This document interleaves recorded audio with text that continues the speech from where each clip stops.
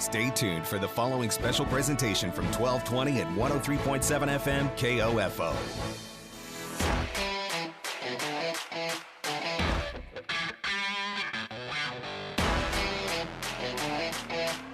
KOFO, your sports source for East Central Kansas, welcomes you to this Game of the Week football broadcast on KOFO.com. Tonight, the Central Heights Vikings travel to Allen, Kansas to face the Northern Heights Wildcats. This KOFO Game of the Week broadcast is brought to you by Advent Health Ottawa, CarStar, Kansas State Bank, Quality Structures, and by Sutton's Jewelry, the Ottawa Herald, Dingle & Son Mortuary, and Kramer Pharmacy.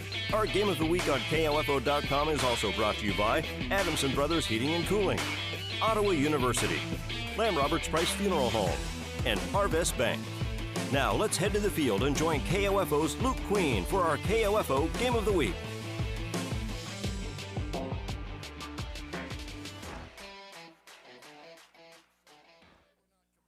And welcome everybody into the KOFO High School Game of the Week. Luke Queen with you again this week down here in Allen, Kansas at Northern Heights High School, where Central Heights has traveled down to take on the Wildcats of Northern Heights in this Flint Hills League matchup here in week number 3. It's just the second game of the season for Northern Heights, unable to play week 1, have a game that week. So last week went on the road down to Sedgwick, where they were defeated 57-14. So 0-1 on the season is Northern Heights. Central Heights 1-1 on the year. They won at week 1 on the road at West Franklin, 34-13, and then had the unenviable task of taking on the defending state champion Opie Eagles last week in Richmond, where they were defeated 53-0. But coming into tonight, trying to get some things back on track. Going to have to do it without starting quarterback Tony Detweiler, as Tony is out for this game this week. So a new quarterback in for the Vikings. They can get things going on the ground. Usually been using Detweiler quite a bit, and why wouldn't you with the statistics he's put up? But going to have to try and figure it out some other way tonight. Prior to the game, junior Luke Brown and freshman Brody Roulette were throwing some passes and taking some snaps, so we'll have to keep an eye on that, see what the final decision is who the quarterback will be for the Vikings here this evening. Northern Heights, they're trying to get things going again. We're going down and facing off against a tough Sedgwick team at their place last week, getting new things figured out, a new coaching staff at Northern Heights, Todd Callahan, the head coach, and so maybe some philosophy changes and a few other things that the Wildcats getting used to here in just their second ball game of the season. Central Heights, again, going to have to make some changes of their own, as they're going to have to figure out what to do without their starting quarterback under center tonight. But they have some serviceable, to say the least, athletes available and ready to step into that role. We'll expect that the offensive line and for Central Heights, which has just been pancake blocking people all over the place, even through weeks 1 and 2, if they can continue that trend here this evening as they look to move to 2-0 in the Flint Hills League. Their one win is in league play. Northern Heights also a member of the Flint Hills League. Central Heights 0-1 in District 1 1A play, but a win here tonight could even that back out at 1-1. The 1A district, Central Heights, Northern Heights, Linden, Opie, Pleasanton, and Uniontown. So Central Heights 0-1 with a loss to Opie. Linden also 1-0, along with Opie, Pleasanton, handled by Linden well last week. Northern Heights and Uniontown yet to play a district game. So this is the first for Northern Heights tonight. We're going to take our first time out. When we come back, we'll get you ready for kickoff. You're listening to the KOFO High School Game of the Week here on KOFO.com. Wherever you and your vehicle go, you can trust your vehicle repairs to CarStar with our limited nationwide warranty on all qualifying repairs. Call CarStar Ottawa at 242-8916. CarStar, relax, we'll take it from here. This is Walt Dangle of Dangle & Son Mortuary. While making funeral arrangements, we hear some of the most delightful stories. We hope you record those stories to pass down to future generations. Dangle & Son sets the standard in funeral service. Have you received an email, call, or text about winning a sweepstakes you didn't enter? Don't fall victim to the latest scams. Hi, this is Shelby from Kansas State Bank, encouraging you to protect yourself against these unsolicited attempts to take your money. Contact your financial institution immediately to protect your account if you feel you've been targeted. A reminder from Kansas State Bank, member FDIC. At a time of loss, you're already dealing with grief. The cost of a funeral service shouldn't add to it. This is Eric Price, Funeral Director and owner of Lamb Roberts Price Funeral Homes, providing affordable services for everyone. Find out more by visiting lamb-roberts.com. Where do you go when you need your ring repaired, sized, or you're missing a stone and you have no idea where to get it fixed? Hi, this is Lindsay Sutton from Sutton's Jewelry, 213 South Main in downtown Ottawa. When it comes to jewelry, we make shopping local even more convenient. We'll make repairs quickly and get your ring back on your finger where it belongs. We'll take the time to help you find the right size stone for your ring and your budget to replace the one you lost. It's all about taking care of you, our customer and friend. You've got it made at Sutton's Jewelry.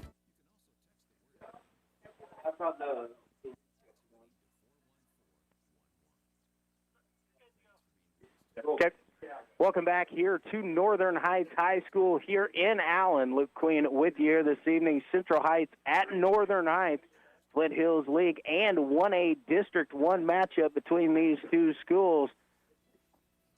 Seeing here that looks as though Northern Heights has won the toss. They have elected to receive. Field here at Northern Heights, just outside of Allen, Kansas, in the Flint Hills. Sits east to west. Northern Heights is going to be heading to the east with the west setting sun to their back. Central Heights will defend the east end zone. So the Vikings will be kicking off to open things up. So we'll see the Northern Heights offense on the field first. Again, both these teams coming off of rather lopsided losses last week. Central Heights against Opie, and Northern Heights losing on the road at Sedgwick. I'm not seeing I'm not 100% sure who the starting quarterback is also for Northern Heights. They've got a couple listed there. Almost look like they were running a little bit of a double wing, quite possibly. I look forward to seeing what they will do this year. In years past, when I've seen Northern Heights play, they have been kind of a spread team. But again, a new coach this year, and so usually bringing in a different style of offense. Look forward to seeing what they bring out. Tyler Calvert, who handles all the kicking duties for the Vikings, the senior will place the tee down and wait to be handed the football to kick this one away. Clayton Collier and Colby Galloway will be the two back deep for Northern Heights. Kick for Calvert will be fielded about the 17-yard line by Galloway. He's out across the 25, tackled down just shy of the 30, or maybe got to the 30-yard line. Nose of the football looks like it'll be right at the 30-yard line, so that's where Northern Heights will start this drive. First down and 10 at their own 30-yard line. Again, we talked about it with Bob in the Friday Night Lights, and also in a little, just a quick tidbit in our pregame. The front seven for Central Heights going to be key here this evening. shotgun formation, and we've got a whistle and a flag here right before the snap, and it is a procedure penalty called against Northern Heights.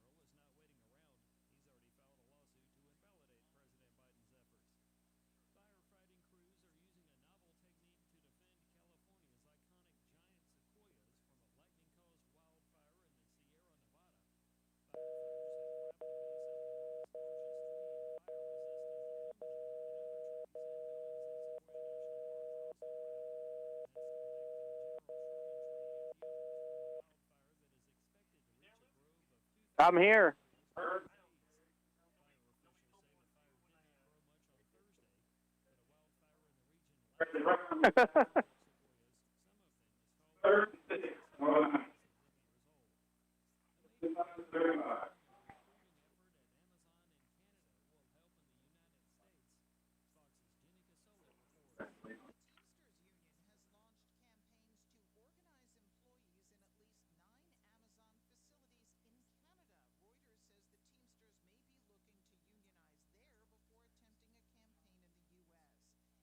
No matter what brand of AC you have, Adamson Brothers can make sure it's ready for the hot summer months ahead. Call today, 785-242-9273. Adamson Brothers, maintaining your comfort since 1983. Join KOFO for the Kent Kessinger Show, our weekly chat with the OU Braves head football coach every Tuesday night at 7:06, live from Primetime Grill in South Ottawa. Bob Johnson is your host with Coach Kessinger. It's food, fun, and football on the Kent Kessinger Show, Tuesday nights on KOFO. Yeah, welcome back here at Northern Heights. Sorry for the technical difficulty there. It'll be 4th down and about 7 yards to go here for Northern Heights, as they had good positive yardage on 1st and 15, but then a couple of nice plays defensively by Central Heights and pushed them back a couple yards and forced this 4th down here early in the ballgame. 10:31 remaining here in the first half. No scores so far. Northern Heights calls the timeout here as they choosing what to do in this 4th and 7 situation. They're inside their own 35-yard line, so Central Heights looking to get a stop and get good field position here. See if Northern Heights tries to kick this one away.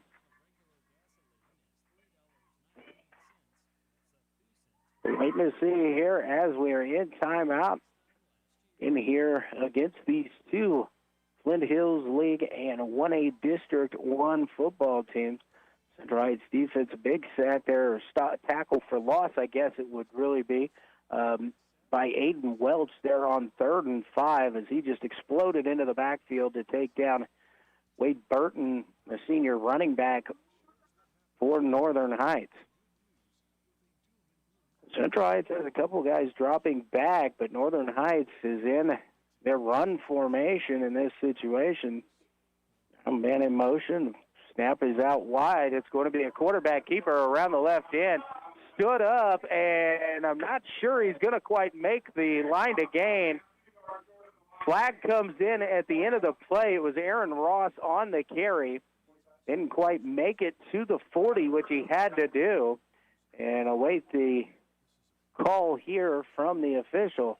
We've got a personal foul face mask going to go against Central Heights, and that is going to be the penalty will get the Northern Heights Wildcats a 1st down. So moves in from the 39 out across midfield and into Central Heights Vikings territory. Vikings had the quarterback stood up and stopped for short of the line to gain, but now his hands Northern Heights the 1st down, so the Wildcats, they're going to take that one. Ross takes a snap, rolling to his right, tries to throw it away, and it looked like there was a little bit of tip on the football as he tried to let it go under some pressure there by the Vikings front line. Pass ball is incomplete, and it will remain second down and 10 with the ball at the 47-yard line.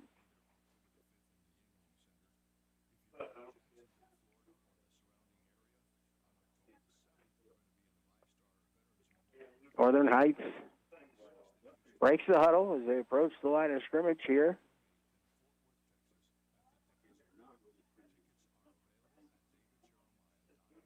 Twin receivers to the left, now motion from left to right. Snap is back. Ross is going to keep it himself as he's going to try the left side, and he is met immediately. Carson Wood, the first Viking there to stand him up and start to take him down. A little bit of help from his fellow Vikings to finish it off. But Ross just getting back to the line of scrimmage makes it third down and 10 here for Northern Heights. Back in, Wade Burton jog in from the sideline with the third down and 10 play call here for Northern Heights. Gabe Beck going to split out wide to the right. Motion man moving towards the right. And a fumble on the snap as Ross tried to take off just a little bit too early. And he dropped it back there near the 46-yard line of the Wildcats. So it's going to be fourth down and long this time back at the 46. Have to get down to the 37-yard line for the first down. So we'll call it fourth down and about 18 maybe yards to go here. Northern Heights went for it on the first one, but that was fourth down and 6. Now back in punt formation is Colby Galloway back deep.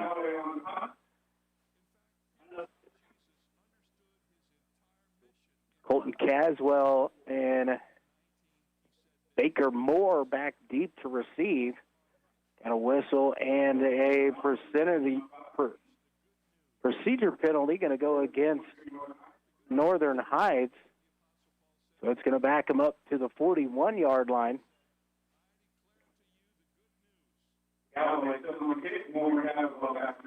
So fourth down and 23. Kick is away. Taken short there by Colt Caswell. Makes a first miss across midfield, coming to the near sideline, and he'll be out of bounds inside the 45, down at the 43-yard line. And so the Vikings will start with good field position in Northern Heights territory. The Galloway fielded a high snap there, was able to bring it down and get the kick away. Now we'll see the different look here for the Central Heights Viking offense. Luke Brown stands in shotgun formation. Dominic Lopez to his left. As well in motion. The give's going to be Lopez. He's up middle, bounces it to the left side, dragging defenders with him as he approaches the 35 and tackled down at about the 33-yard line. Might be just about a half a yard short of the line to gain. We're going to say it's a gain of 9 on the play. It is just a yard short of the line to gain.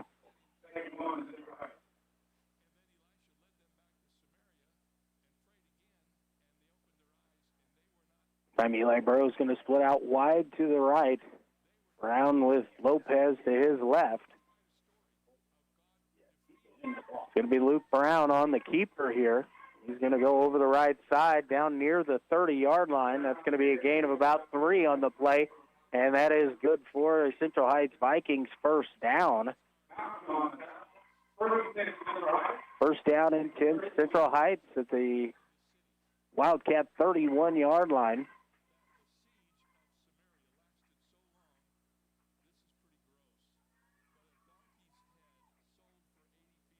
Brown looking over to the Central Heights sideline, waiting for the play call to come in.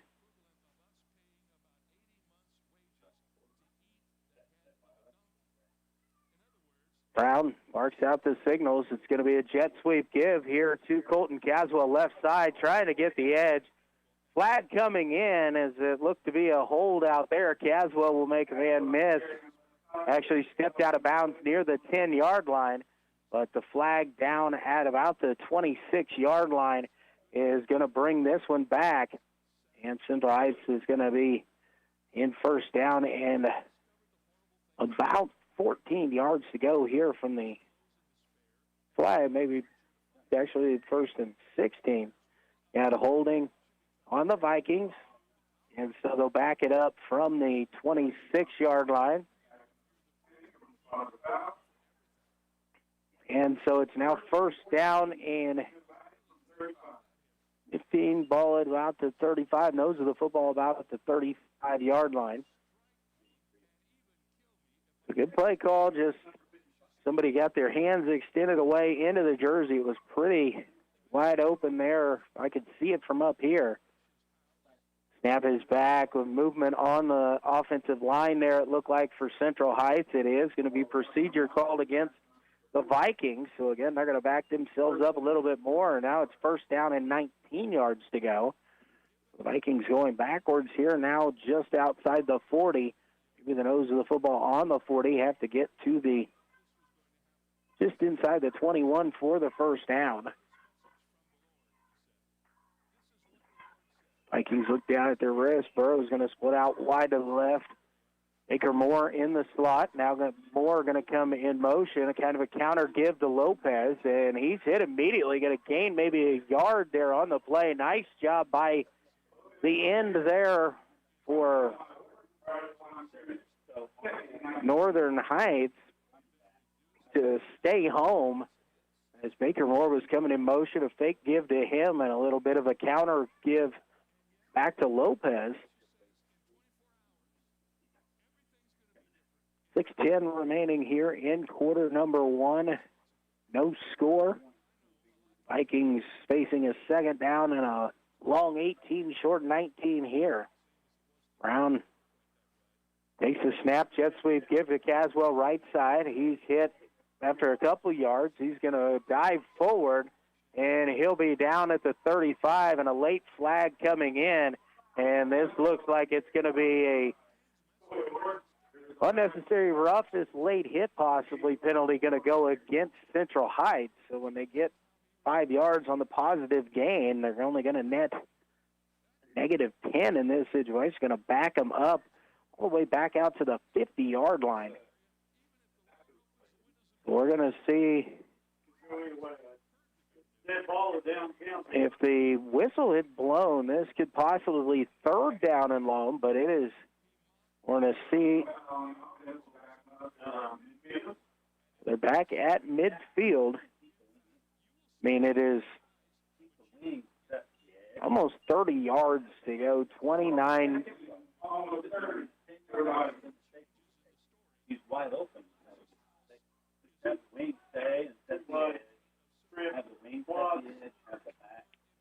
They send three receivers, maybe four receivers out wide to the left here for the Vikings. Brown going to get in the shotgun formation. Also has Lopez to his left. Brown looking to pass. A little wide receiver screen out there. And caught at about the 45, and Burrows was tackled almost immediately. Flag coming in. Loss of at least 5. Aaron Ross in on the tackle there. And looks like Northern Heights, the penalty was going to go against Central Heights. Northern Heights looks like they're going to decline the penalty, which would be the result of the play, which is also was already a loss of 5, and it would be a loss of down. So accept the penalty, and it's 2nd and 34. But if they're allowed to decline this penalty, that'll make it 3rd down and about 30. 3rd down and 34. And they're going to pick it up. They're going to say no flag on the play. So Central Heights back now, nose of the football, shy of their own 44. They were down 1st down and 10 at the Wildcat 30. Have now lost 25 yards via penalty and a pass behind the line of scrimmage that was covered well by Northern Heights. This time twin receivers to the right. Carson Wood and Colton Caswell on the right. Luke Brown back to pass. He's going to roll to his right. Now going to try and tuck it and run up the middle. Breaks through the first wave, and he's across midfield, and he'll be tackled down at the 46-yard line. Helmet comes off at the end of the play there. Good job by Luke Brown to just make something happen. A gain of about 10 yards there. But it's going to be 4th down and 24. So Tyler Calvert's going to drop back in here and punt formation.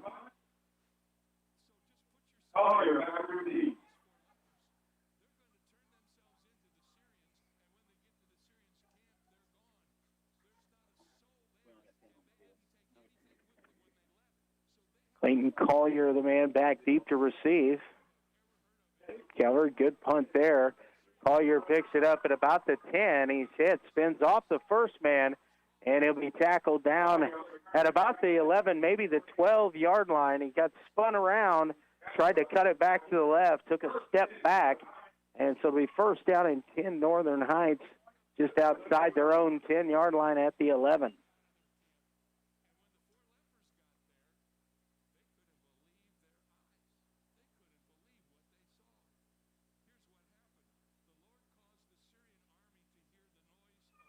Wildcats await the play call coming in. Wade Burton going to run it in from the sideline here. Just under 4 minutes remaining here in quarter number 1. No score here in Allen, Kansas.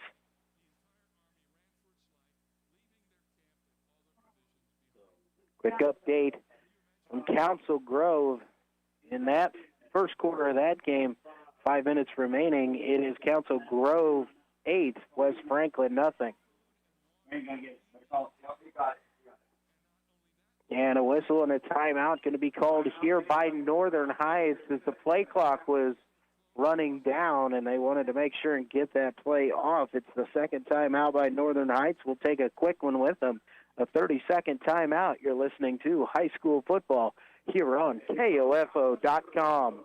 132 conference championships, 146 NAIA scholar teams, 43 NAIA national tournament appearances, and 237 All-Americans. Ottawa University has a long and rich tradition of Braves athletes that continue to compete at the highest level of competition, utilizing state-of-the-art facilities, accomplished coaches, and a spirit that only comes from wearing the black and gold. Push yourself to limits you never imagined as a student athlete at Ottawa University. Visit ottawa.edu/OUKS. And back here at Northern Heights High School, Luke Queen with you. 4 minutes remaining here in the first quarter. Timeout by Northern Heights, their second of the first half. They have one remaining. 0-0 our score. Northern Heights 1st down and 10 at their own 11-yard line. Central Heights had good field position, was at the Northern Heights 30-yard line, and then just went backwards. Able to get a little bit of positive yardage, but had to punt it away.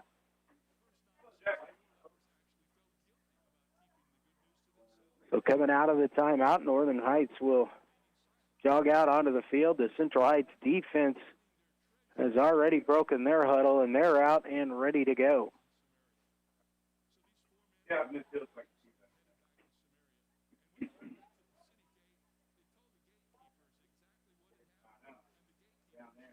Burton with Ross next to him in the backfield. Motion coming to the left. Ross rolling out.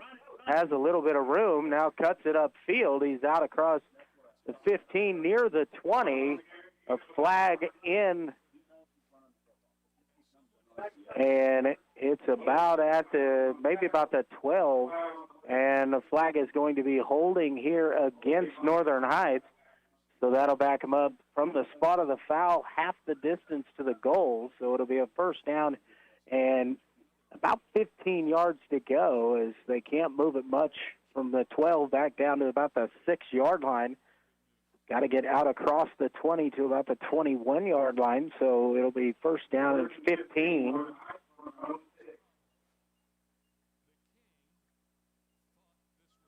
Single receiver split wide to the right is Drew Fields for the Wildcats. Ross takes a snap, rolling out to his right, throws, and the pass is caught there by Collier. Breaks out of the first grasp, out across the 15-yard line to about the 16. So pickup of 9, maybe 10 on the play. And Northern Heights not in the shadow of their own goalposts anymore. But it'll be second down and about a long 5, short 6 situation here from just outside the 15. Again, got to get to the 21 for the first down.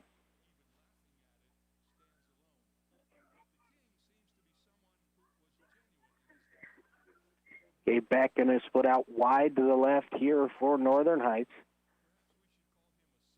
Motion from right to left. Again, it's Ross. He's going to try the outside. He's got a little bit of the edge. Now he breaks up field, and he'll be tackled down.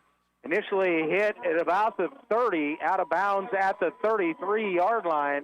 So an 18-yard run there by Aaron Ross. And the Wildcats are in business here.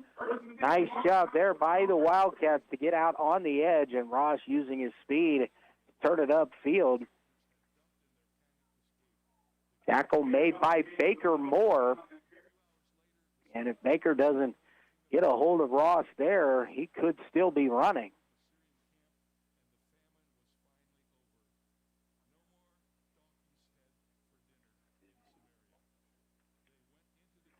Ross going to give it here to Burton. Burton going to go try the right side. Gets the edge now. He's pulled down out there after a gain of about 4. And it was Dominic Lopez in on the stop there for the Vikings as the ball crosses the 35 to the 36. Second down. And we had a flag down. And illegal block there. And so it's going to go from the spot of the foul, which was about the end of the play, and that's going to back them up 10. So they'll stay first down. We've had a lot of penalties by both schools so far here in this first quarter. Again, this is the second game for Northern Heights. A few Vikings not playing here tonight that are stalwarts in there, so changes across. Ross going to roll to his right.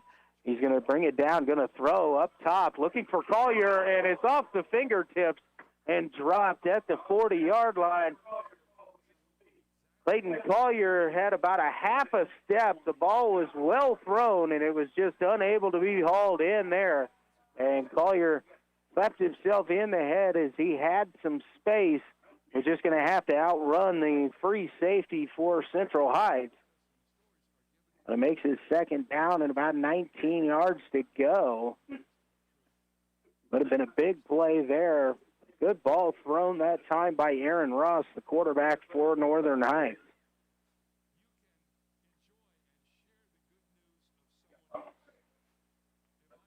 Beck, the single receiver, split out wide to the right. Ross going to try and run the right side. It's stacked up there, so cuts it back inside for a couple positive yards. Gets back out to the 25-yard line, and maybe the 26. Going to be a gain of 2. Be third down and 17. Got to get out to the 43, maybe the 44-yard line. Got a whistle and a timeout here. It looks like it's going to be an official's timeout. Usually this is a equipment check or something of that sort. Hopefully that is all it is. Maybe we've got a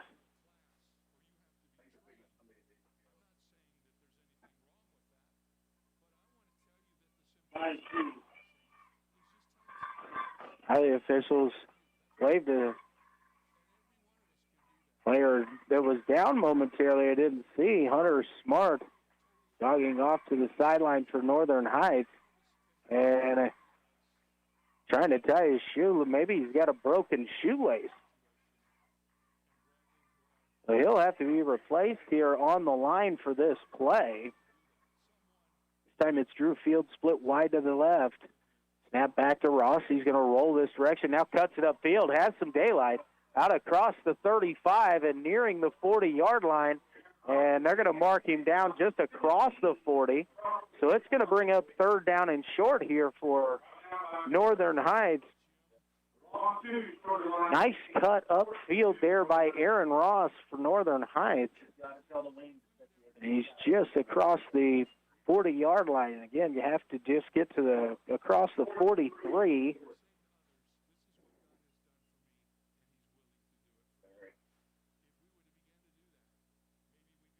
Burton running the play in from the sideline. Northern Heights breaks the huddle. Fields wide to the right. Ross takes the snap, going to give there to Burton. Burton going to go to the right, trying to get to the edge, but he'll be dragged down short of the line to gain there. And it'll be a loss of a few on the play as they tried to go with that stretch run there. But Central Heights able to get out and hold that edge, and that'll be fourth down. And there's going to be another flag, and it's again a personal foul going to be called against Central Heights, another face mask, a 15-yard penalty. And so Northern Heights is going to be able to run their next play inside Viking territory at the 49-yard line.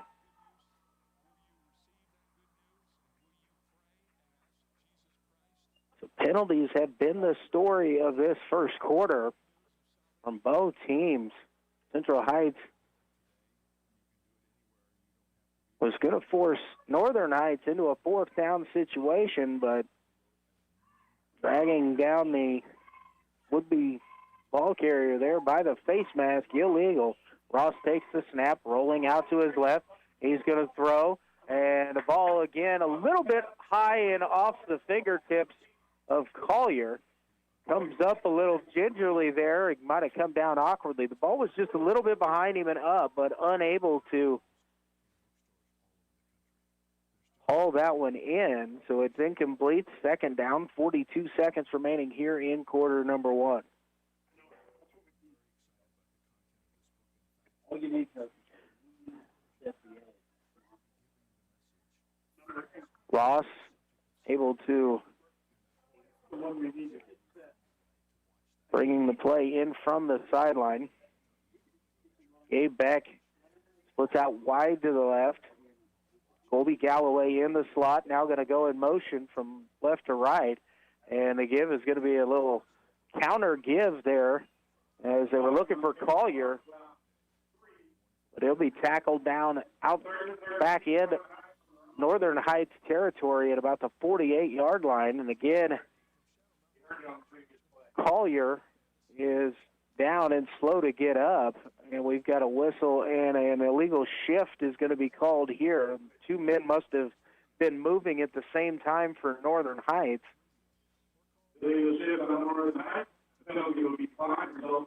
So result of the play here is third down and 13 as the penalty will be declined.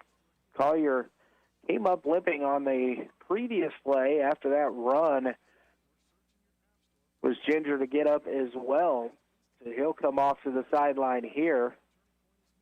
Drew Fields and Wade Burton jogging in with the play call. Fields going to split out wide to the left.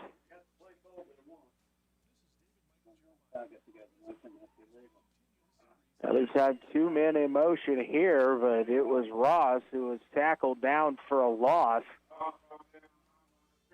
So it's going to be fourth down back near the 45. They've got to get across the 40 at the other side of the field, but we're going to have a end of the quarter happen before then. So we have reached the end of quarter number one.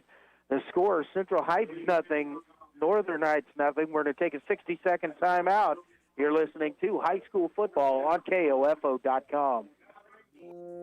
This year, we commemorate the 234th year of the United States Constitution as the supreme law of the land. The Constitution establishes the basic structure of our federal government and the laws by which that government must abide. These laws, created by our founding fathers, are the Bill of Rights, the first 10 amendments of the Constitution.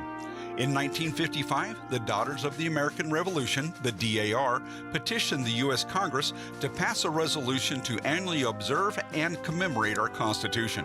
It was passed unanimously, and on August 2nd of 1956, President Dwight Eisenhower signed into law Public Law 915, establishing Constitution Week to be observed each year on the week of September 17th.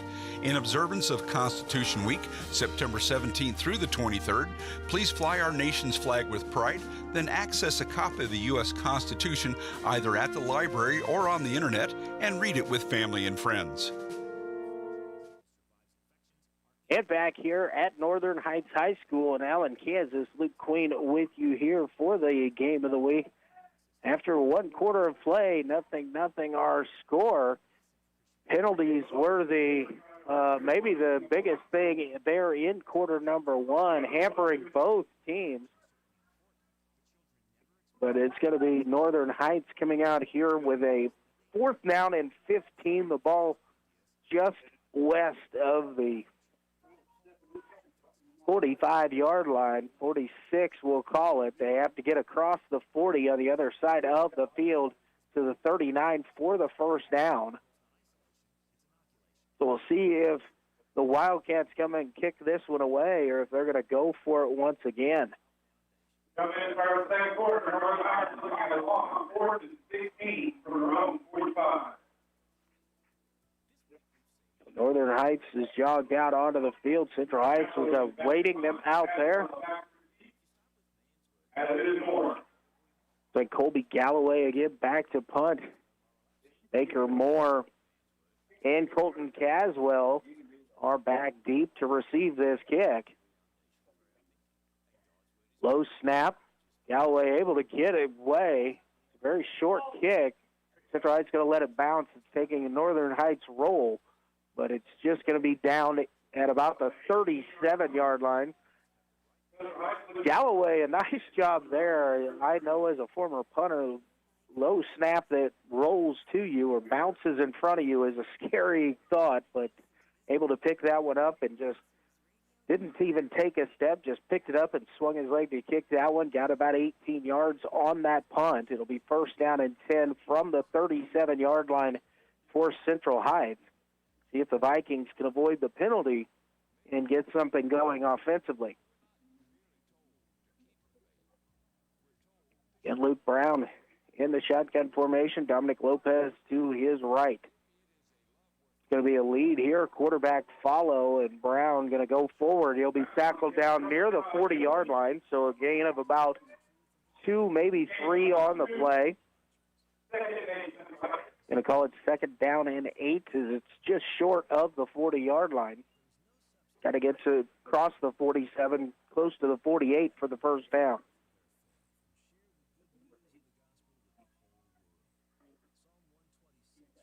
Central Heights looking over to the sideline for the play call.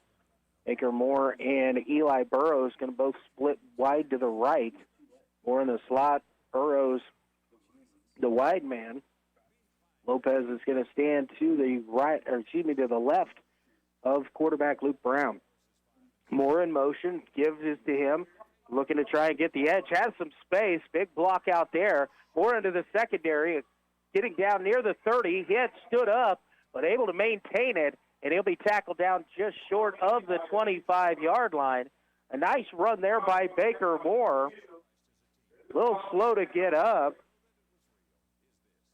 It was a big block out on the edge. We've got a player down for Northern Heights. Moore able to get to his feet and walk it off himself.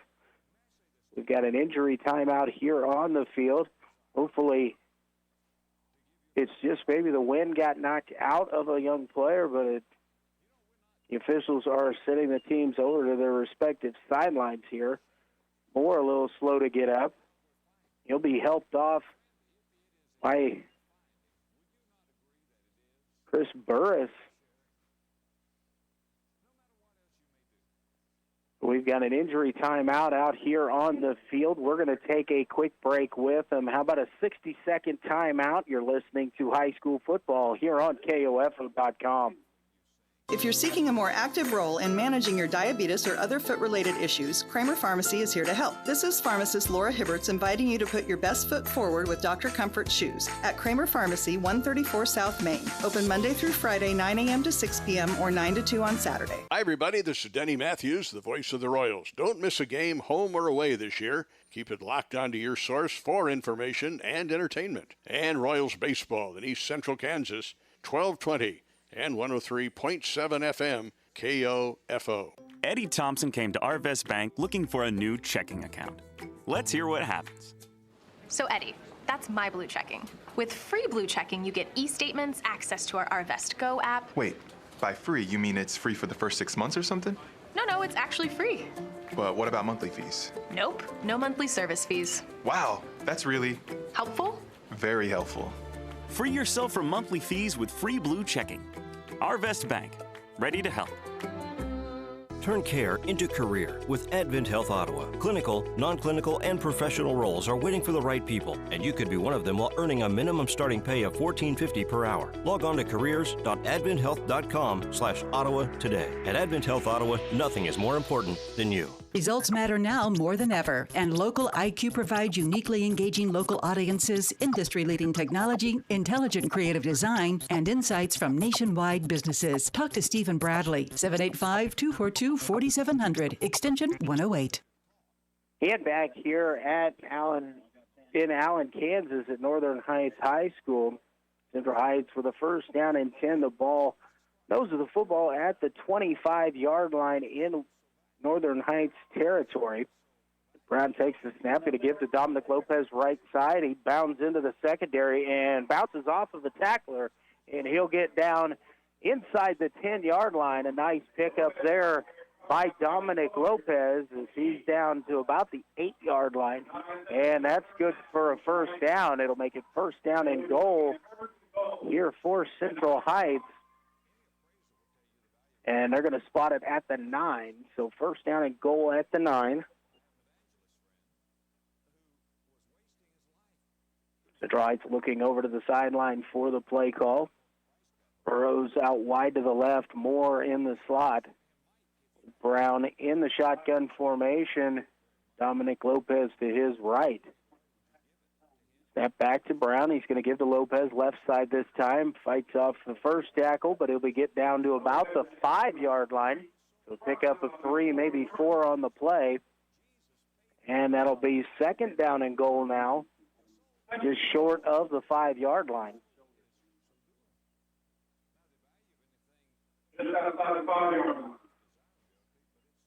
Central Heights in good field position here and a good opportunity to punch this one in. Again, twin receivers to the left. Lopez standing to the left of Luke Brown now shifts over and will stand to his right. Moore coming in motion. Going to do a counter give here to Lopez. Lopez hit and stood up at about the 5. Falls forward inside the 5. Maybe down to about the 3 or 4 yard line. So it'll be third down and goal here.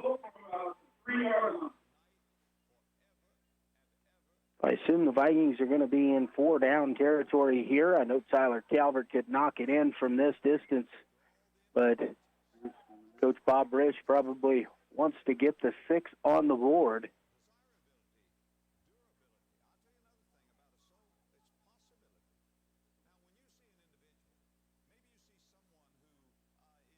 I'm stack receivers to the right. Caswell right to the left. He's going to go in motion. Jet sweep gives to Caswell. He's going to go right side. Now cuts it back up, and he is in.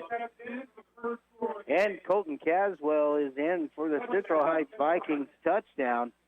And with 8:42 remaining in the first half, Central Heights gets on the board on the 3-yard touchdown run from Colton Caswell. Tyler Calvert going to try it on to attempt the point after.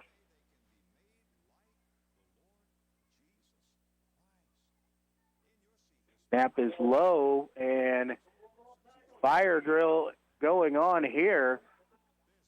And it looks like Wyatt Bird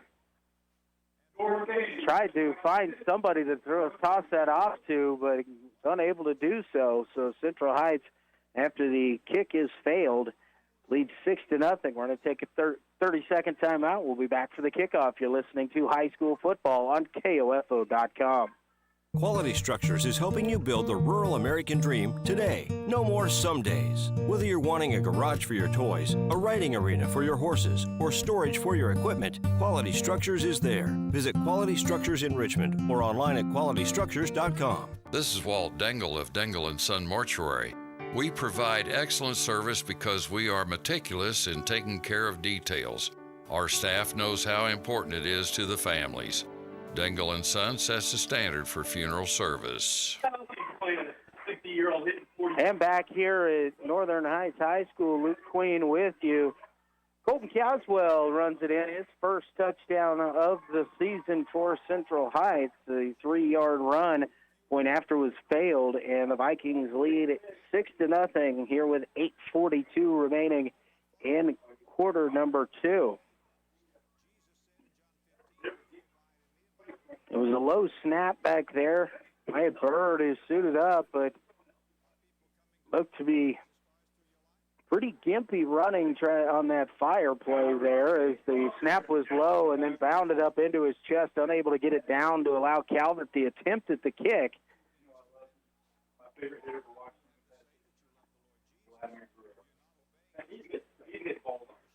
like Colby Galloway and Clayton Collier, 2 back deep for Northern Heights.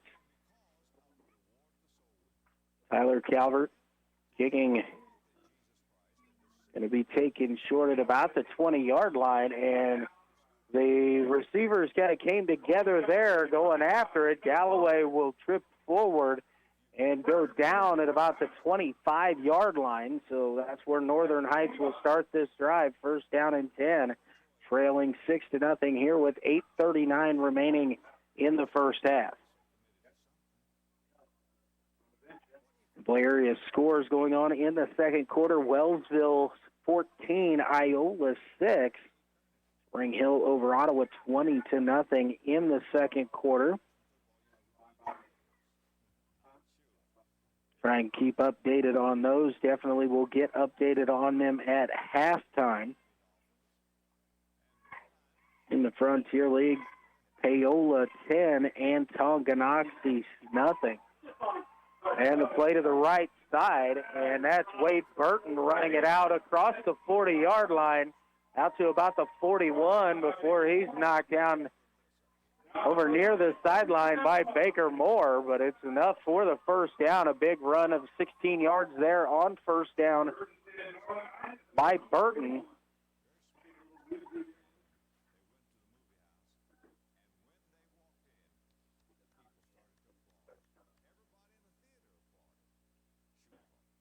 Northern Heights first down and 10. The ball at their own 41-yard line now.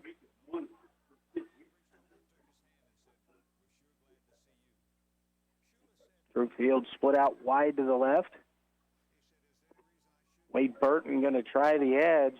Makes first man miss. He's into the secondary. Now turns upfield. Across midfield, and he'll be tackled down near the 30-yard line from behind.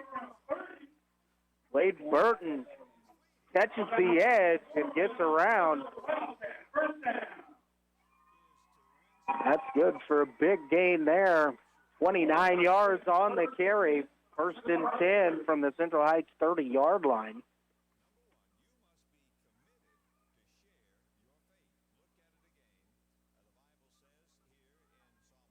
Field split out wide to the right. Again, it'll be Galloway and Burton in the backfield. Again, it's going to be Burton. He's going to try the right side this time. Gets through the first wave inside the 25, and it'll be tackled down at about the 23-yard line. We'll say a gain of 7. Lopez and Moore combine on the tackle for the Vikings, but it's second down and 3 here for the Wildcats.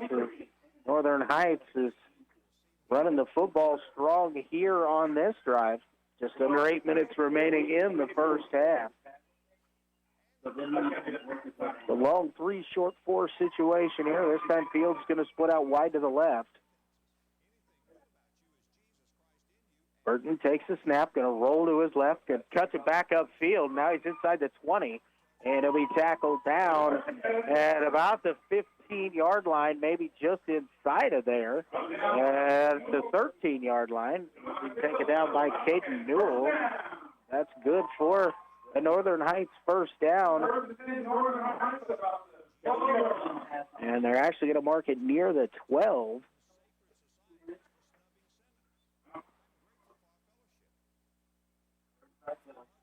Northern Heights can get a first down here with just a couple yards to spare without punching it in, but trailing 6-0 to Central Heights. But Wade Burton running the football well here on this drive.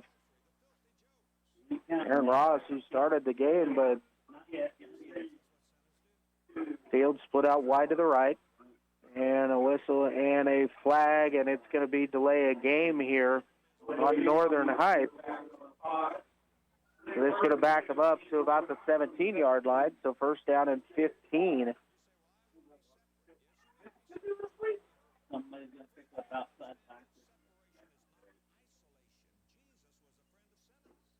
Northern Heights breaks the huddle here. We'll come to the line of scrimmage. Again, first down and 15 with the ball at the 17-yard line. Burton takes the snap, drops back, looking to pass, throws over on the right side. It's caught by Fields, and he'll gain a couple as he's down at the 15-yard line. And Fields gets up kind of lame here, holding his right knee. He might have tried to plant and slipped a little bit there.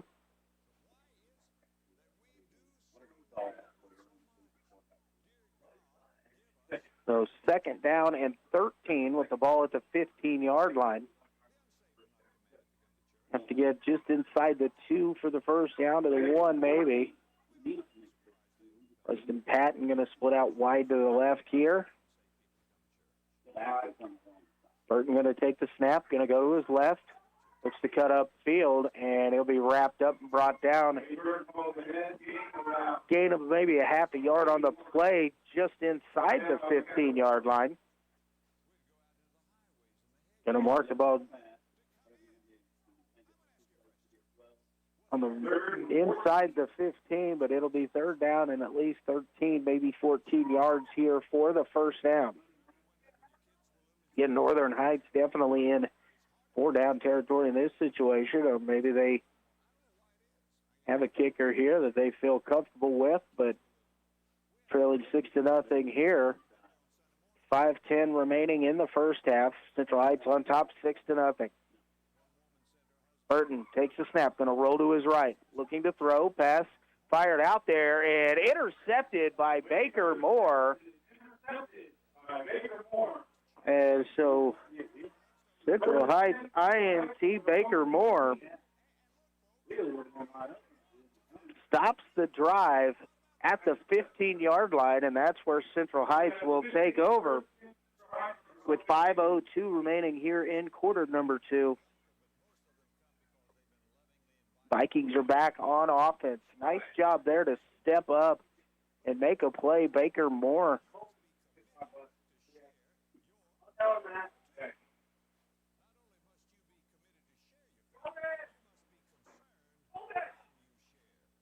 Twin receivers to the right. Burrows split out wide to the right. Moore in the slot for Central Heights.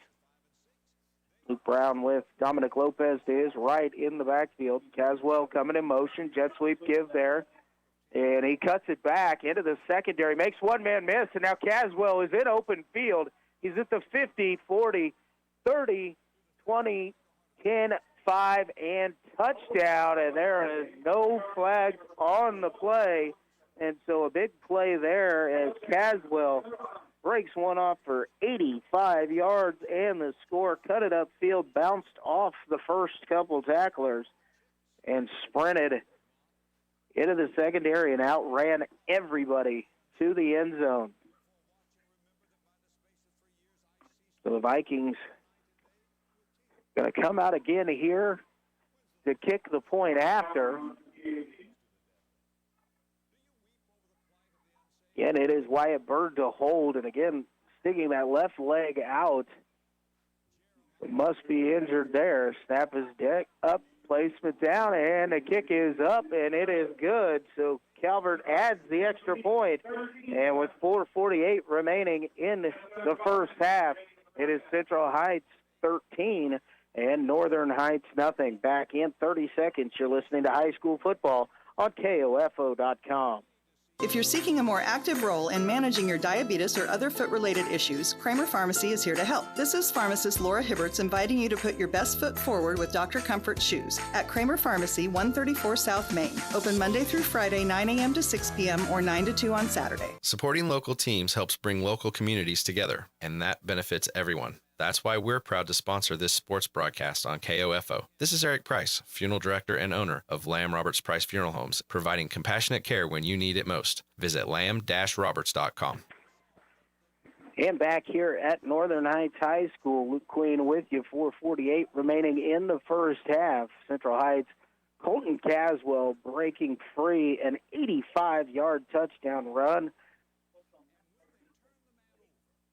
Tyler Calvert adding the extra point there to make it 13-0. So the Central Heights Vikings with 2 touchdown runs by Caswell here in quarter number 2 have the 13-0 lead. Tyler Calvert will jog out to kick this one away once again.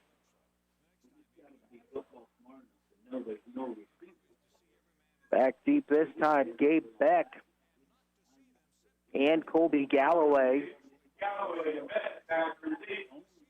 Back deep for Northern Heights.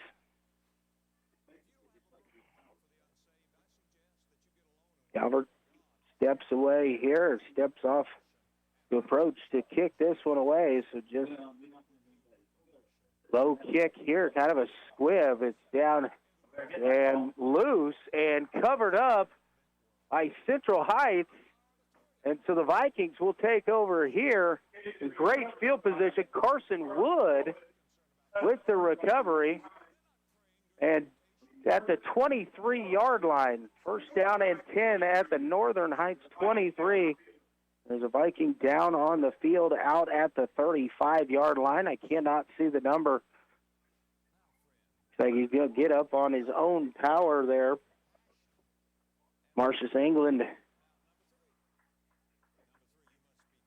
took a knock, kind of shook it off, got to his feet before the coaching staff could even get over from the sideline to help him up. And will jog off over to the Central Heights sideline. But 4:45 remaining in great field position here for the Vikings. First down and 10 at the Wildcat 23. Galloway was coming up to try and cover that, and the oblong shape of a football caught the nose of it and shot directly to his left. And he went to the ground to try and cover it, but it just went into an empty space and covered up there nicely by Carson Wood. Brown takes a shotgun snap, gives the Lopez right side. He cuts it upfield now into the secondary. He's knocked down as he crosses the 10-yard line down at about the 9. So that carry is good for about 14 yards there. And that's a first down and goal once again for the Vikings as they try to pop in another one here in short order. 4:25 remaining in the first half. One receiver is going to split out to the left. Lopez to the right of Brown. Moore going in motion. The counter give again to Lopez. He's into the secondary, diving across and into the end zone. Dominic Lopez for Central Heights with a 9-yard touchdown run. And the Vikings have scored twice in the last 42 seconds. Player down for Northern Heights. So an official's timeout on the field. And we'll go ahead and take it with them. We're going to take a 30-second timeout. We'll be back here at Northern Heights High School. You're listening to high school football on KOFO.com.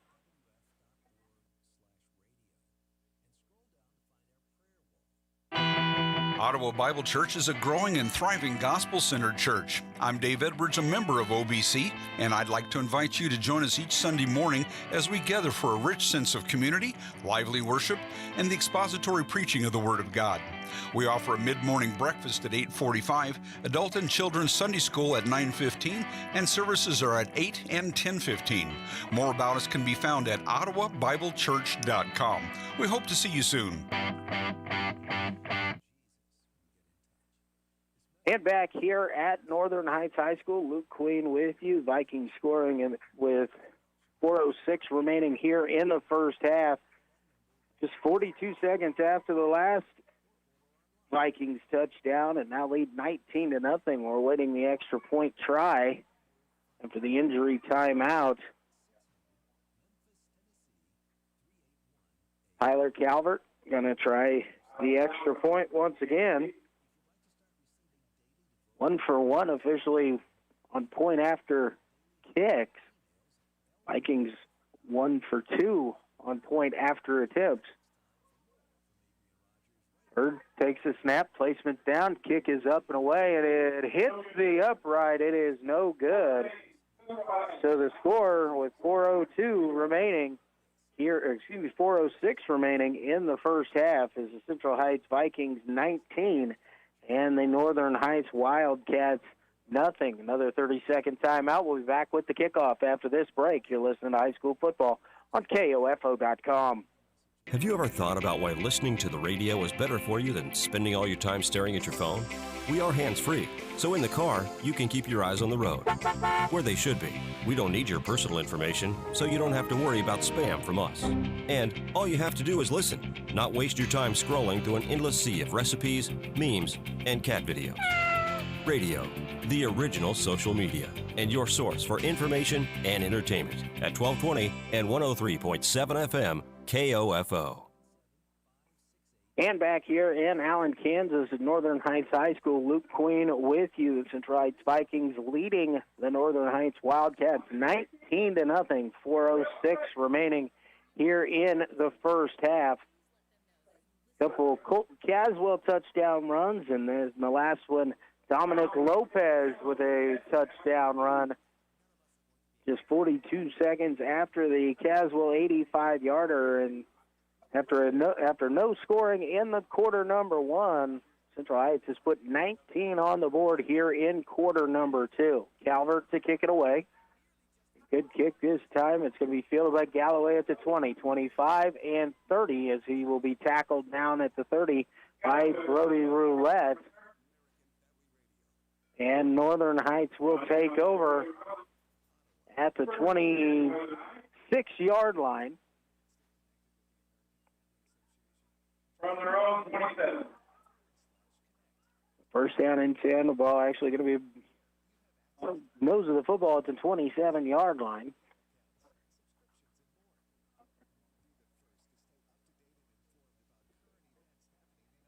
Fields split out wide to the left. Burton in the backfield with Galloway to his left. Going to follow Galloway as he tries to get around the left edge. Nothing there, and tackle for a loss by Central Heights. And I believe that was made by Caden Crone with the tackle. It's going to be a loss of about 5. Ball back to the 22, and so it'll be second down and 15 with the ball back at the 22-yard line. Again, have to get out to the 37 for the first down. Great job there by Caden Crone to get in the backfield and make the stop.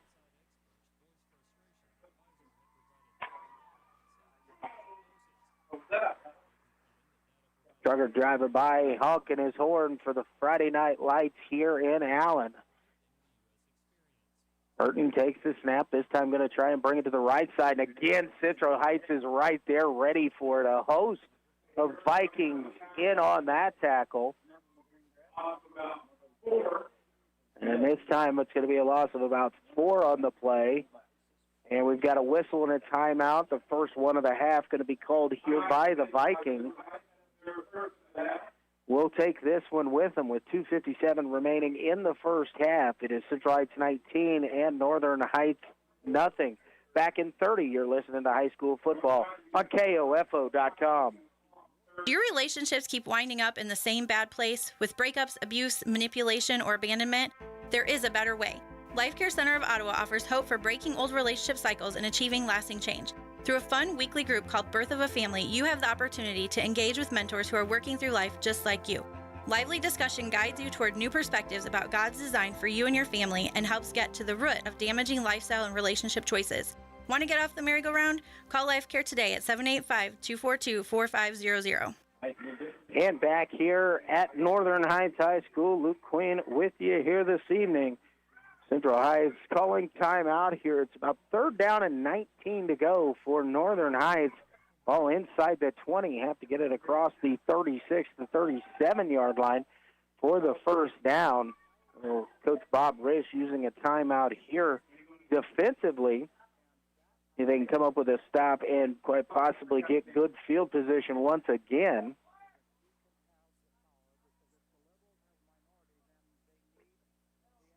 Vikings defense has broken the huddle from their sideline. They're out on the field. Northern Heights huddled up on their sideline. Probably will run out straight on to the line of scrimmage.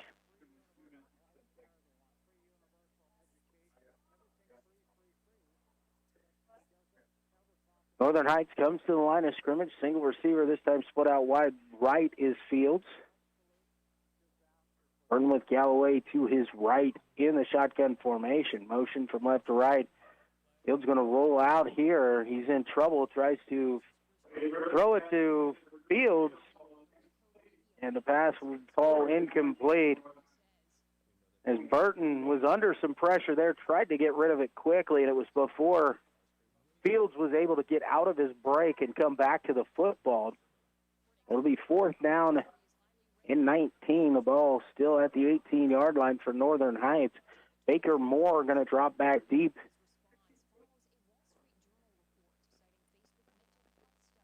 And it looks like Galloway is going to jog back into punt formation.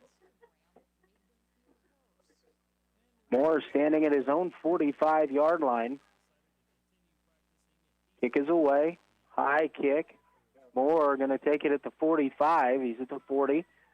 Right up the middle to the 35, and that's where he'll be taken down. But the Vikings will take over at the Northern Heights 35-yard line, so plus field position here for Central Heights with 2:42 remaining. Already scored 19 here in quarter number 2. So that a couple big options on offense. Struggled through the first quarter, but Vikings have got to found something here. Luke Brown again running quarterback here for Central Heights with Tony Detweiler out this evening. Wyatt Bird is suited, but you can see him limping on the far sideline. He's only coming in to hold on the extra point. Single receivers each side. Burrows to the right, Moore to the left. Snap back to Luke Brown, handed off to Dominic Lopez up the middle. He's going to be tackled down near the 30, and now he's just bowling forward down to about the 27-yard line. We've got a flag coming in late on the far side of the field, and it's going to go against Northern Heights here. We'll have to see what if there was a face mask or and a personal foul, face mask against Northern Heights. So we're going to add that to the end of the run. And so Central Heights will have its first down as they're going to mark this off 15 yards from the end of the play.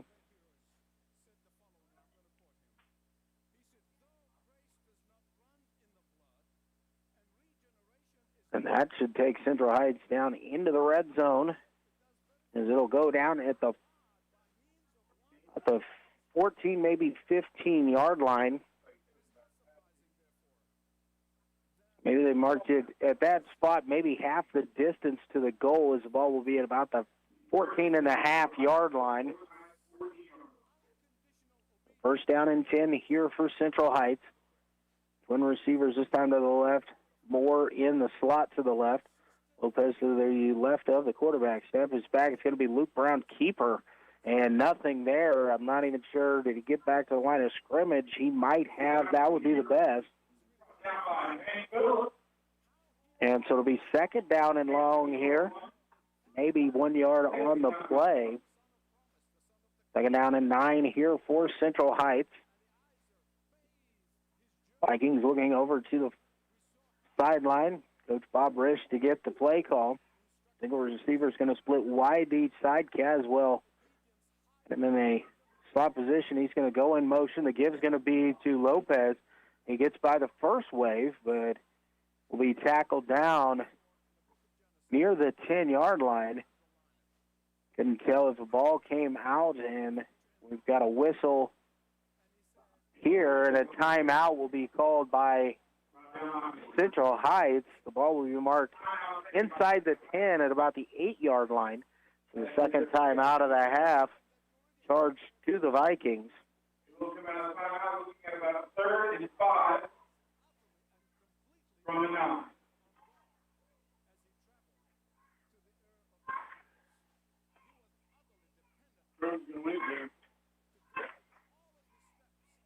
So Central Heights over on the far sideline discussing this. Be third down at about 5 here from the 9-yard line. Got to get across the 4 for the first down. Can get the first down without scoring a touchdown here. Also 1:26 remaining here in this first half. Looked a little bit of a broken play there as Lopez was going to the right side. And there was nothing really much there. Just tried to put his head down and bowl forward to gain a few yards for the Vikings, which he was able to get a few. Or tripped up as he crossed the 10. Vikings 19 points here in the second quarter. Caswell with a 3-yard touchdown run with 8:42 remaining. Baker Moore came up with an interception with 5:02 remaining in the first half, and then it was Colton Caswell 85-yard touchdown run on the first play from scrimmage to give the Vikings a 13-0 lead, and then Dominic Lopez, after a coverage on the kickoff, on the live ball kickoff, Dominic Lopez pounded it in from 9 yards out. Vikings single twins to the right, more in motion from right to left. Back to Brown. Brown's going to keep it himself, and he's stacked up, and he's pushing forward towards the 5-yard line, but he's going to be short of the line to gain. It's going to bring up fourth down here. We'll see what Central Heights does here. They're not even thinking about running out the kicking team right now. It doesn't look like they're going to go for it. Single receivers each side. Snap back to Brown. Brown going to work to his right. He's going to throw, and it'll be picked off there by Fields, and Fields has a little daylight, but he'll be chased down and knocked out of bounds near the 20-yard line. So Northern Heights gets the INT at the goal line, and Fields returns it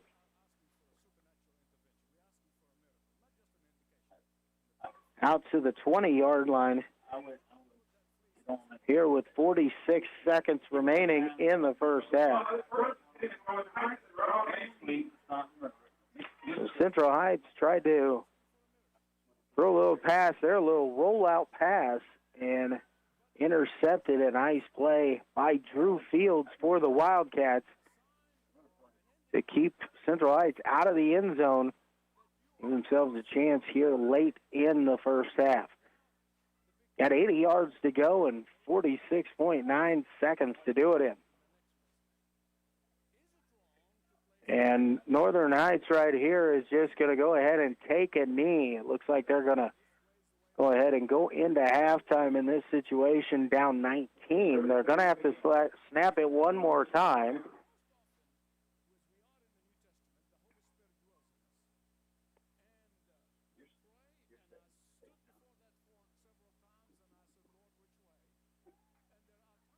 Central Heights does have a few players about 15 yards behind the ball just in case.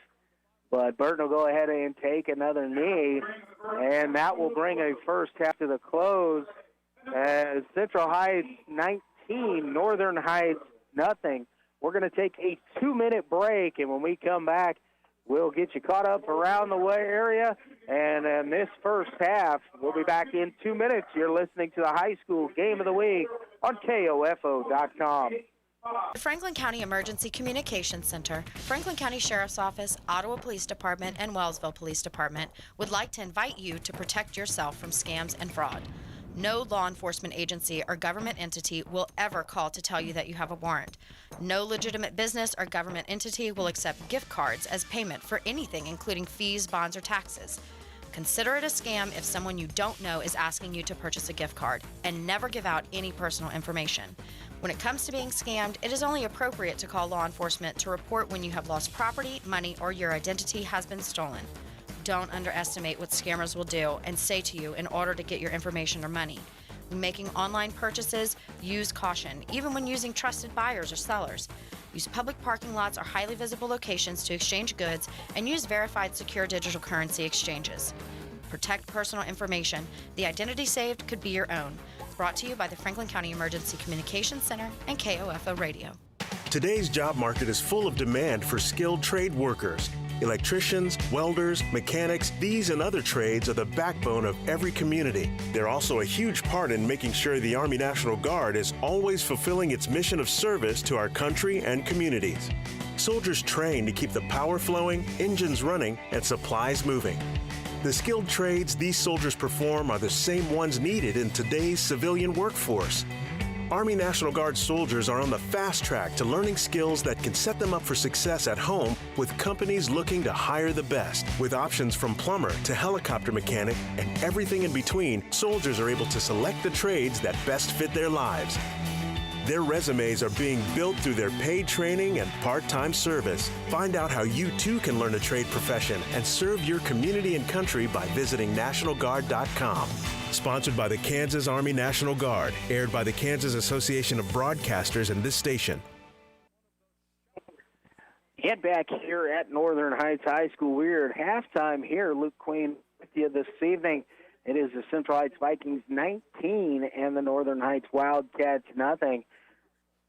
No score after one quarter of play. The first quarter was marred by a lot of penalty markers out on the field, really stalling anything out for both teams. Nobody could really get anything going. But in the second quarter, Central Heights drove down, and it was Colton Caswell from 3 yards out with 8:42 remaining in that first half to get the Vikings on the board.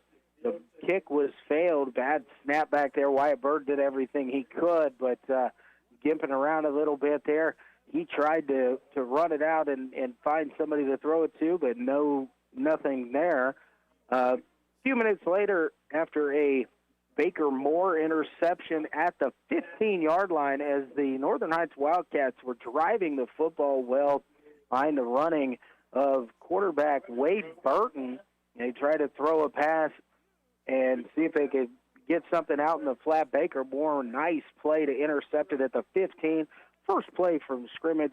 It's a 85-yard touchdown run by Caswell on a counter move, and then just cut it upfield, breaking into the secondary and outrunning everybody for the 6. The kick was good to make it 13-0.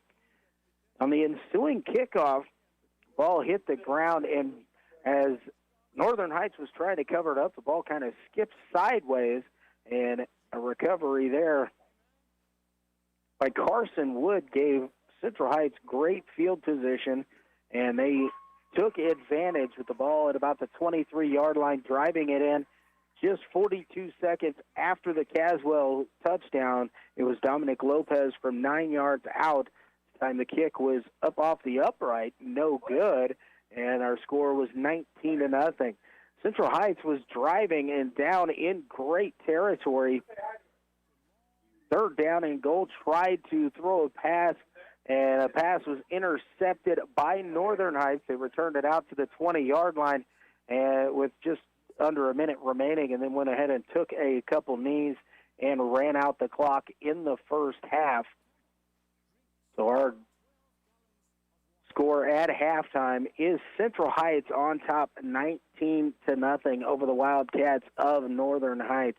A couple touchdown runs by Colton Caswell, his first 2 of the season, and Dominic Lopez adding a 9-yard run, also his first of the season, and that gives the Vikings the 19-0 lead. We're going to take another 2-minute break. When we come back, we'll try and catch you up on scores from around all our area, the Pioneer, Frontier, and Flint Hills League, and also our 1A and 2A district games that are going on that affect our teams that we cover throughout the season. But we're going to take our 2-minute timeout. You're listening to the High School Game of the Week on KOFO.com. Kansans with disabilities and senior citizens are 3 times more likely to be crime victims.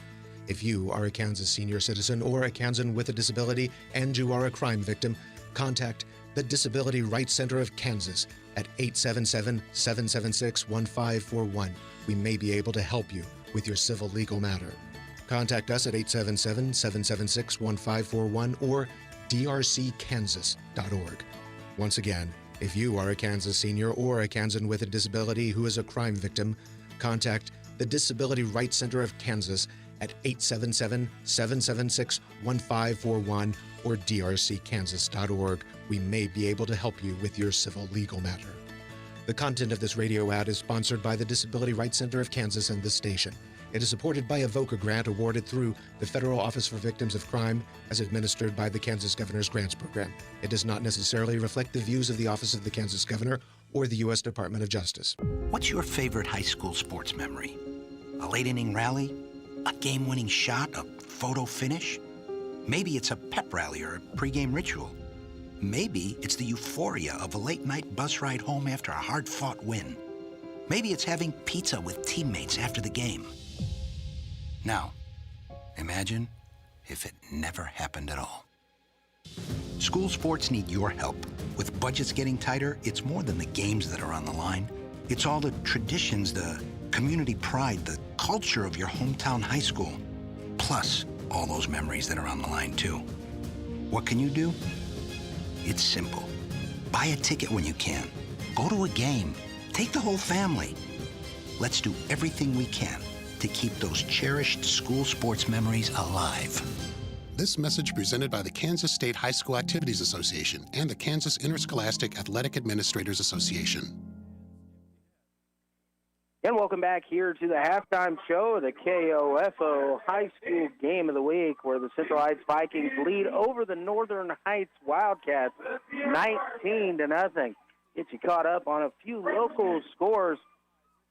Wellsville on the road down at Iola this evening, and at halftime leading over the Mustangs, Wellsville 28 and Iola 6. Osage City taking on the Mission Valley Vikings tonight in Flint Hills League play, and Osage City on top 29-8, and that is, the streak has ended as Osage City, winners in Week 1 and Week 2, 41-51-0, have given up their first points of the season. 29-8 lead at the half. Other games in the area in the Frontier League, Eudora 34, Bonner Springs 14. That game is actually listed as a final as they're heading to half. In Council Grove, it is the Council Grove Braves 22-6 over the West Franklin Falcons as it stands right now. In District 1 of 1A football, game that matters to both Central Heights and Northern Heights, Linden and Olpe going at it in one of the matchups of one of the best high school football games I've had over the last few years. Last year down at Olpe, but this year it is all Olpe Eagles as they are up at the half over Linden 49-0. Also in the Frontier League, Paola leading at the half over Tonganoxie 14-10. And see if we can catch up with any other scores from around the area right now. Those are the ones that I have for you. But here in Allen, Kansas is Northern Heights High School.